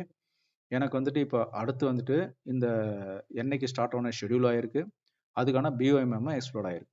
ரைட். ஸோ இது என்ன ஆச்சுன்னா, நான் இங்கே 1-to-1 ரெக்குயர்மெண்ட் தான் பார்க்குறேன். ஸோ லாட் ஃபார் லாட், நம்ம இந்த ஷீட் ஃபுல்லாகவே லாட் ஃபார் லாட், அதாவது ஒரு 10 நம்பர் ஆர்டர் வந்திருக்கு, நான் ப்ரொடியூஸ் பண்ண போகிறேன். அதே போல் அடுத்தது 12 நம்பர் ஆர்டர் வந்ததுன்னா 12 நம்பர் ப்ரொடியூஸ் பண்ண போகிறேன். 11 நம்பர் வந்திருக்கு, 11 நம்பர் ப்ரொடியூஸ் பண்ண போகிறேன். அந்த மாதிரி தான் லாட் ஃபார் லாட் போட்டிருக்கு. காம்பனண்ட்டும் அதே மாதிரி ஒன்று ரெக்குயர்மெண்ட் தான் வாங்க போகிறேன். ரைட். ஒன்று என்ன தேவையோ அதுக்கு மட்டும் தான் காம்பனண்ட் வாங்க போகிறேன், லாட் ஃபார் லாட். இதே போல் சப் அசம்பிளி 2க்கும் சப் அசம்பிளி 2 11ஆம் தேதி வேணும், அதை ஸ்டார்ட் பண்ணுறது வந்து 10ஆம் தேதி ஸ்டார்ட் பண்ணணும், ஏன்னா 4 நாள் லீட் டைம். அதுக்கான காம்பனண்ட் வந்து 3 and 4 வந்து 4ஆம் தேதி இருக்கணும். ஆஸ் பர் லீட் டைம் வந்துட்டு இந்த காம்பனண்ட் 2 வந்து நான் 2ஆம் தேதி ஆர்டர் பண்ணியிருக்கணும், காம்பனண்ட் 4 வந்துட்டு இந்த டேட்டில் ஆர்டர் பண்ணியிருக்கணும். ஸோ இதுதான் வந்துட்டு இங்கே வந்திருக்கு. இப்போ என்ன ஆச்சுன்னா, காம்பனண்ட் 1, காம்பனண்ட் 2, காம்பனண்ட் 3, காம்பனண்ட் 4 இது எல்லாமே ஒன்றுக்கு ஒன்று ரெக்குயர்மெண்ட், எக்ஸாக்ட் ரெக்குயர்மெண்ட் தான் பிளேஸ் பண்ண போகிறோம் அது ஆர்டர்ஸ். ஸோ அதை வச்சு பார்க்கும்போது அப் டு 31st March என்னுடைய ரெக்குயர்மெண்ட்ஸ் இதெல்லாம் வரிசையாக அப்படியே போட்டே வந்துட்டாக்கா மொத்தம் நான் வந்து எத்தனை பர்ச்சேஸ் ஆர்டர் போனோன்னாக்கா இங்கே பார்த்தீங்கன்னா கவுண்ட் பண்ணுறேங்க. Right. 90 purchase requisition for component 1, 90 for component 2, அதே போல் காம்பனண்ட் 3, காம்பனண்ட் 4க்கு 90 பர்ச்சேஸ். ஏன்னா ஒரு நாள் ரெக்குயர்மெண்ட் ஒரு பர்ச்சேஸ் ரிக்வெஷன் பண்ணும். இதுதான் வந்து அந்த lot for lot, lot procedure சொன்னோம் இல்லையா, சிங்கிள் லாட்டாக போடுறதா, வீக்லி லாட் போடுறதா, மந்த்லி லாட் போடுறதான்ட்டு அந்த மாதிரி வருது. ஸோ இங்கே வந்து நம்ம பிஓஎம் என்ன டிமாண்ட் என்ன இருக்குது, அது எப்படி ஷெடியூல் பண்ணுது, அப்படி எக்ஸ்ப்ளோர்ட் ஆச்சு, அப்புறம் என்ன லாட் சைஸ், இதெல்லாம் பார்த்தோம். இதில் வந்து இது வந்து இன்னோஸ் ப்ரொடக்ஷன் தானால இது வந்து பிளான் ஆர்டர் ஜென்ரேட் ஆகும், கியர் பாக்ஸுக்கும் சப் அசம்பிளிக்கும். காம்பனண்ட் வந்து வெளியில் தான் வரதுனால பர்ச்சேஸ் ரிக்வெஷன் ஜென்ரேட் ஆகும். சரிங்களா. இது வந்து ஃபார் லாட். இதையே நான் வந்து வீக்லிக்கு எடுக்கிறேன். அதாவது வீக்லினா இங்கே வீக்லி லாட் சைஸ்ன்றது நான் இப்போ காம்பனண்ட்டுக்கு மட்டும் எடுக்கிறேன். அதாவது கியர் பாக்ஸும் சப் அசம்பிளியும் ஆஸ் பர் ரெக்குயர்மெண்ட் தான் ப்ரொடியூஸ் பண்ணுவார். ஏன்னா அதெல்லாம் எக்ஸஸாக ப்ரொடியூஸ் பண்ணாச்சா நார்மலாக ஃபினிஷ் கூட்ஸ் வந்து பார்த்தீங்கன்னா இந்த மாதிரி எக்ஸஸ் ஸ்டாக்லாம் ப்ரொடியூஸ் பண்ண வைக்க மாட்டாங்க. அது வந்து என்ன தேவையோ அதுதான் ப்ரொடியூஸ் பண்ணுவாங்க. அதனால் அதை லாட் ஃபார் லாட் வச்சிடலாம். காம்பனண்ட்டை மட்டும் என்ன பண்ண போகிறேன், இது வீக்லின்னு சொல்லி நான் கணக்கு போட போகிறேன். இப்போ வீக்லின்னு கணக்கு போட்டால் என்ன ஆகுனாக்கா, நார்மலாக ஸ்டாண்டர்ட் வீக்லி லாட் சைஸ் என்ன சொன்னோம் நம்ம, Monday to Sunday requirement. Right. இந்த மண்டே டு சண்டே ரெக்குயர்மெண்ட் ஒன்றா சேர்த்து அதுதான் எனக்கு மண்டே காலையிலே இருக்கணும். மண்டே டு சண்டே ரெக்குயர்மெண்ட் ஃபுல்லாக சேர்த்து மண்டே காலையிலே இருக்கணும். நம்ம முன்னாடி லாட்டில் இங்கே பார்க்கும்போது பார்த்தீங்கன்னா அன்னன்னைக்கு என்ன தேவை அது மட்டும் அன்னன்னைக்கு வந்தால் போதும். அதாவது எனக்கு தேவையானது அன்னன்னைக்கு வந்தால் போதும். பட் இங்கே எனக்கு எப்போ இருக்கணும்னாக்கா அந்த ஒரு வாரத்துக்கான ஸ்டாக்கு மண்டே மார்னிங் இருக்கணும். அந்த component available should be on Monday. Right. இப்போ வந்து மண்டே இருக்குன்னா அதனோட லீட் டைம் என்ன, 6 days. அப்போது நான் வந்து டியூஸ்டே வந்து இது பிளேஸ் பண்ணி ஒரு ஆர்டர், அது பிளேஸ் பண்ணால் தான் 6 நாள் கழிச்சு எனக்கு மண்டே வந்து உட்காருங்க. ரைட். ஸோ அதே போல் ஒவ்வொரு வாரமும் பார்த்தீங்கன்னா மண்டே டு சண்டேவான ரெக்குயர்மெண்ட்டை கூட்டி இங்கே ரெக்குயர்மெண்ட் இருக்குங்க, அதுக்கான ஆர்டர் வந்து ஒவ்வொரு டியூஸ்டேவும் நான் பிளேஸ் பண்ணுறேன். ஸோ இதுதான் வந்து வீக்லி லாட்ஸோட இம்பேக்ட். இதே போல் தான் காம்பனண்ட் 2வும் மண்டே டு சண்டேவோட ரெக்குயர்மெண்ட் என்ன டோட்டலாக கால்குலேட் பண்ணுது. அது வந்து பார்த்தீங்கன்னா லீட் டைம் வந்து 7 நாள்ன்றதுனால நான் வந்து மண்டே இருக்கணும்னாக்கா மண்டேவே நான் ஆர்டர் பிளேஸ் பண்ணணும் அப்படின்னு சொல்லி இங்கே சொல்லியிருக்காரு. ஸோ இது மாதிரி ஒரு லாட் சைஸுக்கு ஏற்ற மாதிரி. ஸோ இங்கேயும் என்னாச்சு, கியர் பாக்ஸ் அதே ரெக்குயர்மெண்ட்டு தான், சப் அசம்பிளி அதே தான். ரைட். இந்த சப் அசம்பிளி அதே தான். பட் காம்பனண்ட்டை மட்டும் நான் வந்து டெய்லி லாட் சைஸ் இல்லாமல் அது வந்து அன்னன்னைக்கு வராமல் வீக்லி லாட் சைஸாக எடுத்துக்கிறாங்க. ஸோ வீக் லாட் சைஸ்னால் என்ன அர்த்தம்? மண்டே டு சண்டே குமுலேட் பண்ணிட்டு ஒரு ரெக்குயர்மெண்ட் எடுத்தாச்சு. அந்த அவைலபிலிட்டி வந்து ஆன் மண்டே மார்னிங் இருக்கணும். இந்த லாட் சைஸ் படி பார்த்தீங்கன்னா மண்டே மார்னிங் இருக்கணும். அப்போது லீட் டைம் படி பார்க்கும்போது நான் வந்து 76 நம்பர் வந்து டியூஸ்டே அன்னைக்கு ஆர்டர் பிளேஸ் பண்ணணும். அதான் வந்து இதோட மீனிங். அதே மாதிரி சப்சிக்வெண்ட் வீக்ஸும் கால்குலேட் பண்ணுது. இதே போல் காம்பனன்ட் 2 கால்குலேட் பண்ணியிருக்கேன், காம்பனன்ட் 3 போட்டிருக்கேன், காம்பனன்ட் 4 வந்து கால்குலேட் பண்ணி வச்சிருக்கேன். ரைட். இப்போது இதை போய் கடைசியில் பார்த்தோம்னாக்கா ரைட், இங்கே என்ன வரும்? நம்பர் ஆஃப் பர்ச்சேஸ் ரிக்வெஷன்ஸ் பார்த்தீங்கன்னா 13 போட்டால் போதும் 3 மாதத்துக்கு. முன்னாடி வந்து என்ன பார்த்தோம்? 90 பர்ச்சேஸ் ரிக்வெஷன் பார்த்தோம். இப்போ பார்த்தீங்கன்னா 13 போட்டால் போதும். ரைட். இப்போ என்ன ஆச்சு? நமக்கு எஃபர்ட் வந்து குறையுது. இந்த லாட் சைஸ் இன்க்ரீஸ் பண்ண மற்ற லாஜிக்லாம் அதே தான். கியர் பாக்ஸோட பிஓஎம் எக்ஸ்ப்ளோர்ட் ஆகுது, சப் அசம்பிளி பிஓஎம் எக்ஸ்ப்ளோர்ட் ஆகும், அதே தான். காம்பனண்ட் மட்டும் அந்த எக்ஸாக்ட் லாட் சைஸ் ரெக்குயர்மெண்ட் என்ன இருக்கோ அதுக்கு பதிலாக வீக்லி லாட் சைஸ்ன்னு மாற்றும் போது என்ன ஆகுதுன்னா, நான் வந்து 13 பிஆர் போட்டால் போதும் அல்லது பர்ச்சேஸ் ஆர்டர் போட்டால் போதும் 3 மாதத்தில். ஆனால் என்னென்னா 78 நம்பர் முன்னாடி பார்த்தீங்கன்னா நான் டெய்லி வந்து என்ன தேவை? 10 நம்பர் வரும், 10 நம்பர் காலி ஆகிடும். 12 நம்பர் வரும், 12 நம்பர் காலி ஆகிடும். 11 நம்பர் வரும், 11 நம்பர் காலி ஆகிடும். இடம் வந்து எனக்கு கம்மியாக இருந்தால் போதும். பட் இப்போ என்ன ஆகுது? 78 நம்பர் நான் வாங்கி வைக்கணும். அதே போல் இங்கே 77 நம்பர் நான் வாங்கி வைக்கணும். அது மாதிரி வாங்கி வைக்கணும், நிறைய ஸ்பேஸ் தேவைப்படாது. பட் நம்பர் ஆஃப் ஆர்டர்ஸ் கம்மியாகுது, இங்கே இதான் பேலன்சிங். ஆர்டர் வந்து நிறைய போடுறதா கம்மியாக போடுறதா இடம் இருக்குது அப்படின்றது. ஸோ அப்ளையர் ஃப்ளெக்சிபிலிட்டி அப்படின்னு அதெல்லாம் பார்க்கும். இது வந்து வீக்லி லாட் சைஸ். அதே போல் மந்த்லி லாட் சைஸ் எடுத்தோம்னாக்கா என்ன ஆகும்? மந்த்லி லாட் சைஸ் பொறுத்த வரைக்கும் எகெயின் அதே போல் கியர் பாக்ஸ் ரெக்குயர்மெண்ட் எடுத்திருக்கோம், என்னைக்கு ப்ரொடியூஸ் பண்ணணும்னு சொல்லி பார்க்குறோம், சப் அசம்பிளி எடுத்திருக்கோம், அது எக்ஸ்ப்ளோர்ட் அதெல்லாம். இப்போ காம்பனண்ட்டை மட்டும் நான் எடுக்கிறேன். காம்பனண்ட் மந்த்லி லாட் சைஸ் எடுத்தோன்னா அர்த்தம் 1ஆம் தேதியிலேருந்து 31 வரைக்கும் இருக்கக்கூடிய ரெக்குயர்மெண்ட் மொத்தமாக போட்டோம்னாக்க அது வந்து 1ஆம் தேதி அவைலபிளாக இருக்கணும். ஸோ 1ஆம் தேதி வந்து எனக்கு இங்கே 264 நம்பர் இங்கே கையில் இருக்கணும். இது வந்து எனக்கு 26 ஆர்டர் பண்ணிடுறோம், ஏன்னா லீட் டைம் வந்து 6 நாட்கள். அதே போல் காம்பனண்ட் 2 வந்து 264, அது 25 ஆர்டர் பண்ணியிருக்கணும். அந்த மாதிரி வந்திருக்கு. இப்போ அப்படியே போனோம்னாக்க இதுதான் ஜனவரி ரெக்குயர்மெண்ட். அடுத்து பிப்ரவரி ரெக்குயர்மெண்ட் போனோம்னாக்க பிப்ரவரியுடைய ஃபுல் ரெக்குயர்மெண்ட் வந்து எகைன் 1ஆம் தேதி 1 பிப்ரவரி காலையில் இருக்கணும். அப்போ நான் வந்து 26 ஜனவரி காலையில் ஆர்டர் பண்ணணும். அப்புறம் அதே போல் காம்பனண்ட் 2, காம்பனண்ட் 3 எல்லாமே. இப்போ இந்த மாதிரி நான் இது monthly lot size. Monthly lot சைஸ்ன்றது 1லேருந்து மந்த் எண்ட் வரைக்கும் என்ன கால்குலேட் பண்ணிட்டு 1ஆம் தேதி காலையில் இருக்கணும்னு சொல்கிறது மந்த்லி. இதெல்லாம் ஸ்டாண்டர்ட் லாட் சைஸ். நான் வீக்லின்னு சொன்னதும் மண்டே சொன்னதும் ஸ்டாண்டர்ட் வீக்லி லாட் சைஸ் WBன்னு இருக்கும். மந்த்லி லாட் சைஸ் MBன்றதும் ஸ்டாண்டர்ட் லாட் சைஸ் தான். ரைட். இப்போ இது வந்து லீட் டைம் வந்துட்டு 1 வீக்னால 390 இங்கே வந்திருக்கு. ரைட். இதே போல் காம்பனண்ட் 3 அண்ட் காம்பனண்ட் 4 இங்கே வந்திருக்கு. இப்போது இந்த பர்ச்சேஸ் ஆர்டர் போட்டோம் இல்லையா, இதில் வந்து என்னென்ன வந்திருக்கு? அதே போல் மார்ச்சுக்கான ஆர்டர்ஸ். முன்னாடி ஜனவரி பார்த்தோம், பிப்ரவரி பார்த்தோம், மார்ச் பார்த்தோம். இப்போது இது மூணுத்துலேயும் பார்த்தீங்கன்னாக்கா மொத்தம் எவ்வளோ ஆர்டர்ஸ் வருது?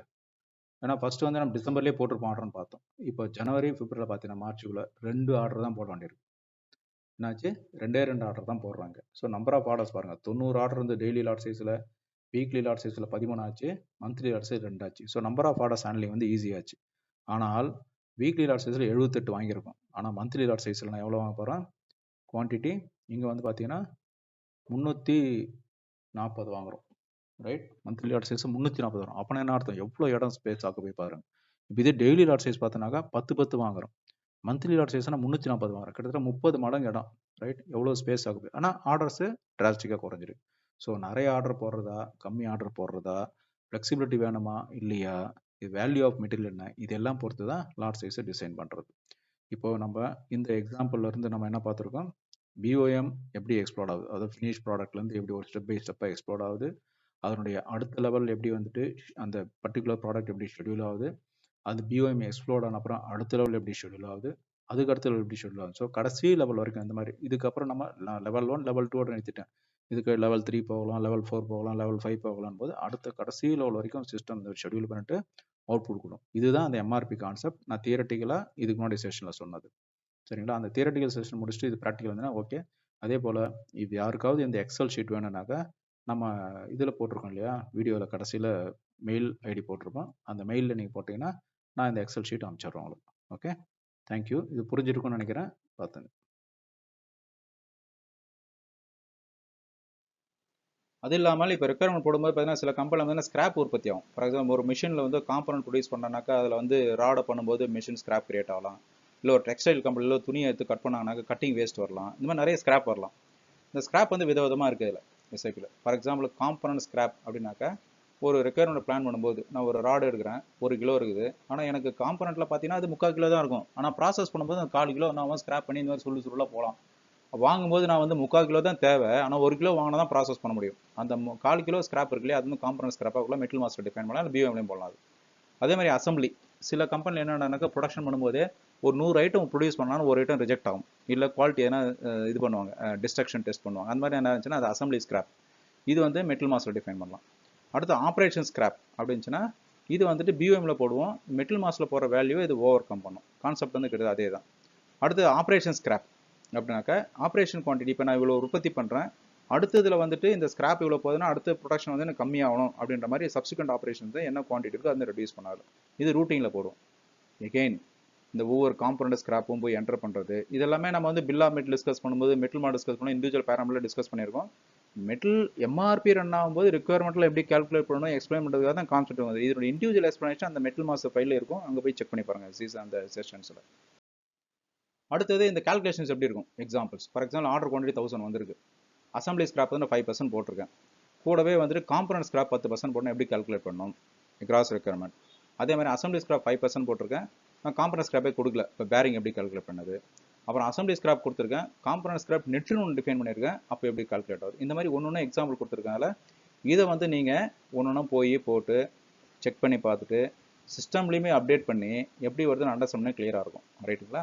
ஸோ இங்கே வந்து ஒரு ஒர்க்கிங்க்கும் என்னென்ன வருன்ற எக்ஸாம்பிள் இங்கே கொடுத்துருக்குல்ல ஸ்கிராப் கால்குலேஷன். ஸோ எம்ஆர்பி பண்ணும்போது ஸ்கிராப்பை கன்சிடர் பண்ணி பிளான் பண்ணால் தான் சரியான மெட்டீரியல் வாங்க முடியும். ஏன்னா வந்து ஒரு காம்பனண்ட் பண்ணும்போது ஒரு 100 ராடு பண்ணணும். 100 ராடு வந்து தியரட்டிக்கலாக எனக்கு ஒன்று 750 கிராம் தான் வேணுனாக்கா நான் 75 கிலோ மட்டும் வாங்கிட்டு 1/4 கிலோ ஸ்கிராப் அதை நான் கன்சிடர் பண்ணால் மட்டும் நான் 25 கிலோ வாங்க மட்டும்னு வச்சுங்க. ஆக்சுவலாக ப்ரொடியூஸ் பண்ணும்போது 75 பண்ண மாட்டேன், 50 தான் பண்ணியிருப்பேன். ஏன்னா மீதி 25 ஸ்கிராப் ஆயிடுச்சு. அப்போ ஸ்கிராப்பை கன்சிடர் பண்ணி வேணால் தான் சரியாக இருக்கும். ஸோ ஸ்கிராப் வந்து ரொம்ப முக்கியமான பாயிண்ட். ஓகே, இது வந்து எதுல வேணா இருக்கலாம், மெட்டல் இண்டஸ்ட்ரீஸ் இருக்கலாம், டெக்ஸ்டைல் இண்டஸ்ட்ரீஸ் இருக்கலாம், மருந்து கம்பெனியில் இருக்கலாம், எங்கே வேணாலும் இருக்கலாம். ஸோ மெட்டல் மாஸ்டரில் வியூஸ் இருக்கு இல்லையா, எத்தனை வியூஸ் இருக்குன்னு சொல்லி கேட்டணும். மெட்டல் மாஸ்டரில் மொத்தம் 4 வியூஸ் இருக்கு. இது எப்பவுமே வந்து எம்ஆர்பி வியூஸ் வந்து இந்த மாதிரி ஞாபகம் வச்சுங்க. அது அப்போ தான் வந்து உங்களுக்கு கான்செப்ட் வைஸ் கிளாரிட்டி இருக்கும். எம்ஆர்பி 1 அப்படிங்கிறது பார்த்தீங்கன்னாக்கா பிளானிங் பேராமீட்டர்ஸ் எல்லாம் அதில் மெயின்டைன் ஆகும். எம்ஆர்பி 2 எடுத்தீங்கன்னாக்கா ப்ரொக்யூர்மெண்ட், மேனுஃபேக்சரிங் அண்ட் பிளானிங் இவங்க ரெண்டும் இன்டகிரேஷன் பண்ண பேராமீட்டர்ஸ் தான் அதில் இருக்கும். எம்ஆர்பி 3 அப்படிங்கிறது ஒரு operating model, planning strategy operating model. மெட்டலுடைய அவைலபிலிட்டி செக் எப்படி இருக்கணும், ரெப்ரனிஷ்மெண்ட் லீட் டைம் எப்படி இருக்கணும், அதெல்லாம் பார்க்கறதுக்கு வரும். எம்ஆர்பி 4 அப்படிங்கிறது manufacturing related like BOM explosion, production version, component percentage, discontinuation of material, இல்லை ரிப்பீட்டிவ் மேனுஃபேக்சரிங் இல்லை, இதெல்லாம் மெயின்டைன் பண்ணுறது யூஸ் ஆகும். ஸோ இந்த மாதிரி எம்ஆர்பி 1 என்ன இருக்கும், 2 என்ன இருக்கும், கான்செப்டைஸ் மூலம் ஞாபகம் வச்சுக்கோங்க. ரைட், இது முக்கியம். இது வந்து இன்டர்வியூக்கு போனால் பெரும்பாலும் இந்த மாதிரி கேள்வி வரும். இதை அட்டன் பண்ணுறது முக்கியம். நீங்கள் எம்எம் கன்சல்டண்டாக போனாலும் சரி, பிபி கன்சல்டாக போனால் இந்த கேள்வி கண்டிப்பாக வரும். நீங்கள் யூஸராக இருந்தாலும் இதெல்லாம் கிளியராக அண்டர்ஸ்டாண்ட் பண்ணியிருந்தால் தான் எங்கே என்ன இருக்குன்னு பார்த்து தேடி கரெக்டாக அட்டன் பண்ணுறதுக்கு முடியும். ஸோ அதனால் எந்த விதத்தில் பார்த்தாலும் ரொம்ப முக்கியம். ஸோ ஃபர்ஸ்ட் வந்து கான்செப்ட் லெவலில் வியூஸ் ஞாபகம் வச்சுக்கிறது. அடுத்ததாக அந்த கான்செப்ட் லெவலில் இருக்கிற வியூஸ்க்குள்ளே போகும்போது கிரிட்டிக்கல் பேராமீட்டர்ஸ் என்னென்ன இருக்குது. ஏன்னா நீங்கள் கான்செப்ட் வைஸ் அந்த வியூஸ் என்ன தெரிஞ்சதுன்னா அந்த பேராமீட்டர்ஸ் ஈஸியாக நீங்கள் ஞாபகம் வச்சுக்கலாம். For example MRP 1 planning parameters அப்படின்னா என்னென்ன இருக்கலாம். ஒரு எம்ஆர்பி குரூப்னா என்ன, MRP type, reorder point, MRP controller, lot sizing procedure, MRP area details, இதெல்லாம் எம்ஆர்பி 1 பிளானிங்கில் இருக்கும். எம்ஆர்பி 2 வியூவில் போனீங்கன்னாக்கா ப்ரொக்யூர்மெண்ட் டைப் எப்படி வாங்குறது, ஸ்பெஷல் ப்ரொக்யூர்மெண்ட் டைப், அது சப்ரானி வாங்குறதா ரெகுலராக வாங்குறதா, பேக் ஃப்ளஷ் ஆட்டோமேட்டிக்காக கன்சியூம் ஆகுறதா இல்லையா, டிஃபால்ட் ஸ்டோர் லொக்கேஷன் வாங்கினா எங்கே வைக்கிறது, lead time, plan delivery lead time, GR processing time, safety stock, இதெல்லாம் என்ன பிளானிங் அண்ட் ப்ரொக்யூர்மெண்ட் அண்ட் இன்டகிரேஷனுடைய பேராமீட்டர்ஸ். அதே மாதிரி எம்ஆர்பி 3 எடுத்தீங்கன்னாக்கா sales and operating related parameters like planning strategy, consumption parameters, availability check, replenishment lead time, இதெல்லாம் வந்து MRP 3ல வரும். MRP 4ல ஒரு பிஓஎம் எக்ஸ்ப்ளோஷன் எப்படி நடக்கும், அதாவது மேனுஃபேக்சரிங் ரிலேட்டட் பிஓஎம் எக்ஸ்ப்ளோஷன் எப்படி நடக்கும், ஒரு மெட்டல் வந்து டிஸ்கண்டினியூஷன் எப்படி நடக்கும், ரிப்பீட்டிவ் மேனுஃபேக்சரிங் எப்படி நடக்கும், இதெல்லாம் வருது. ப்ளஸ் காம்பனன்ட் ஸ்கிராப் எப்படி இருக்கும், பார்ட் டிஸ்கண்டினியூஷன் எப்படி இருக்கும், ரிப்பீட்டிவ் மேனுஃபேக்சரிங்கா இல்லையா, இதெல்லாம் வந்துட்டு எம்ஆர்பி 4ல வந்து மெயின்டைன் ஆகும். ஸோ இந்த மாதிரி கான்செப்ட்ல நீங்கள் அந்தந்த வியூஸை ஞாபகம் வச்சுட்டு பேராமீட்டர்ஸை ஞாபகம் வச்சுக்கினாக்கா ஒரு கன்சல்டண்டாகவும் எதனா ப்ராப்ளம் என்னாச்சுன்னா இமீடியட்டாக போய் பார்க்கலாம். யூஸராக இருந்தாலும் ஏதாவது இஷ்யூ இருந்து அட்ரஸ் பண்ணுறது இமீடியட்டாக போய் பார்க்கலாம். இப்போ நம்ம வந்து டிஸ்கஷன்ஸை ஒன்றுனா போய் சில முக்கியமான கான்செப்ட்ஸ் மட்டும் டிஸ்கஸ் பண்ண போகிறோம். ஸோ முதல்ல வந்து நம்ம எம்ஆர்பி டைப் அப்படின்னா என்னன்றதை பற்றி டிஸ்கஸ் பண்ணலாம். ஸோ இந்த செஷனில் நம்ம எம்ஆர்பியோட பெனிஃபிட்ஸ் என்ன, different types of demand, dependent demand, independent demand, அப்புறம் எம்ஆர்பியோட லாஜிக் ஸ்டெப் பை ஸ்டெப்பாக பார்த்தோம். Net requirement calculation, lot size procedure, procurement definition, scheduling, BOM explosion, இதெல்லாம் வந்து ஓவரால் ஒரு எக்ஸாம்பிளோட பார்த்தோம் நம்ம. அப்புறம் ஸ்கிராப்னோட இம்பேக்ட் பிளானிங்கில் என்ன இருக்கும், அப்புறம் எம்ஆர்பியோடைய வியூஸ் எஸ்ஐபியில் என்னென்ன இருக்குது அதையும் பார்த்தோம் நம்ம. இப்போ இந்த செஷனுடைய நாலேஜை நம்ம ரெஃப்ரெஷ் பண்ணுறதுக்கான குவிஸ் கொஸ்டின்ஸ் என்னென்னு பார்த்துடலாம். எம்ஆர்பியினுடைய மேஜர் பெனிஃபிட்ஸ் என்ன, எம்ஆர்பியினுடைய அவுட்புட்ஸ் என்னென்ன இருக்குது, கிராஸ் ரெக்யர்மெண்ட்டுக்கும் நெட் ரெக்யர்மெண்ட்டுக்கும் வித்தியாசம் என்ன, lot sizing procedure major 3 type சொல்லியிருந்தோம் என்னென்ன இருக்குது, அப்புறம் வீக்லி லாட் சைஸுக்கும் 7 days லாட் சைஸுக்கும் என்ன வித்தியாசம், ஓப்பனிங் டேட் ஷெடியூலிங்கில் அதோட இம்பேக்ட் என்ன, ஸ்கிராப் எம்ஆர்பியில் எந்த மாதிரி இம்பேக்ட் வருது, மெட்டல் மாஸ்டரில் எம்ஆர்பி வியூ எத்தனை இருக்குது, எம்ஆர்பி 1ல் என்னென்ன டீட்டெயிலாம் இருக்குது, எம்ஆர்பி 2ல் என்னென்ன டீட்டெயில்ஸ்லாம் இருக்குது. இப்போ இந்த குவிஸ் கொஸ்டின்ஸை பொறுத்த வரைக்கும் ஒரு சிலது பார்த்தீங்கன்னா ஜென்ரலாக இருக்குது. For example lot sizing procedure 7 days weekly lot சைஸ்ன்னு கேட்டிருக்கு. இது வந்து நீங்கள் மந்த்லி லாட் சைஸை ரெஃபர் பண்ணி பார்த்துக்கணும். அதே போல் எம்ஆர்பி 1, எம்ஆர்பி 2 பேராமீட்டர்ஸ் கேட்டிருக்கோம். எம்ஆர்பி 3, 4 நீங்கள் செக் பண்ணி பார்த்துக்கணும். இப்படி தான் வந்து நீங்கள் ஃபர்தர் லேர்னிங் வந்து யூ கேன் இம்ப்ரூவ். அடுத்த செஷன் வந்து எம்ஆர்பி வியூஸுடைய பேராமீட்டர்ஸ்லாம் டீட்டெயிலாக டிஸ்கஸ் பண்ண போகிறோம். எம்ஆர்பி 1லேருந்து ஆரம்பிக்கலாம். மீன் டைம் நீங்கள் வந்து இந்த பர்ச்சேசிங் வியூ, நம்ம ஏற்கனவே பேசிக் வியூ பேசியிருந்தோம், பர்ச்சேசிங் வியூ இதெல்லாம் க்ரியேட் பண்ணி முடிச்சு வச்சுருங்க. அப்புறம் நம்ம கோர்ஸ் இப்போ நம்ம போயிட்டுருக்கு இல்லையா, இதனுடைய ஃபீட்பேக், இதனோட கண்டென்ட்ஸ், உங்கள் ஃபீட்பேக்லாம் நம்மளுடைய கமெண்ட் செக்ஷனில் போடுங்க. அதோட ஃபீட்பேக் நான் என்ன வேணும் அப்பப்போ நான் கொடுத்துட்றேன். அதில் உங்கள் ஃப்ரெண்ட்ஸ் அண்ட் கொலீஸ்ட்டை சொல்லி நம்ம இந்த கோர்ஸை சப்ஸ்கிரைப் பண்ண சொல்லுங்கள். ஏன்னா இது நாலேஜ் ஷேரிங் செஷன் தான், anybody can get the benefit. அப்புறம் நம்ம டெடிகேட்டட் சர்வர் என் கூட சேர்ந்து இப்போ இந்த ப்ராக்டிஸ் பண்ணுவோம் இல்லையா, கூட சேர்ந்து ப்ராக்டிஸ் பண்ணால் டெடிகேட்டட் சர்வர் வேணும்னாக்கா கீழே இருக்கக்கூடிய மெயில் ஐடியோ அல்லது வாட்ஸ்அப் நம்பரை கான்டாக்ட் பண்ணுங்கள். அடுத்த செஷனில் பார்க்கலாம். நன்றி, வணக்கம்.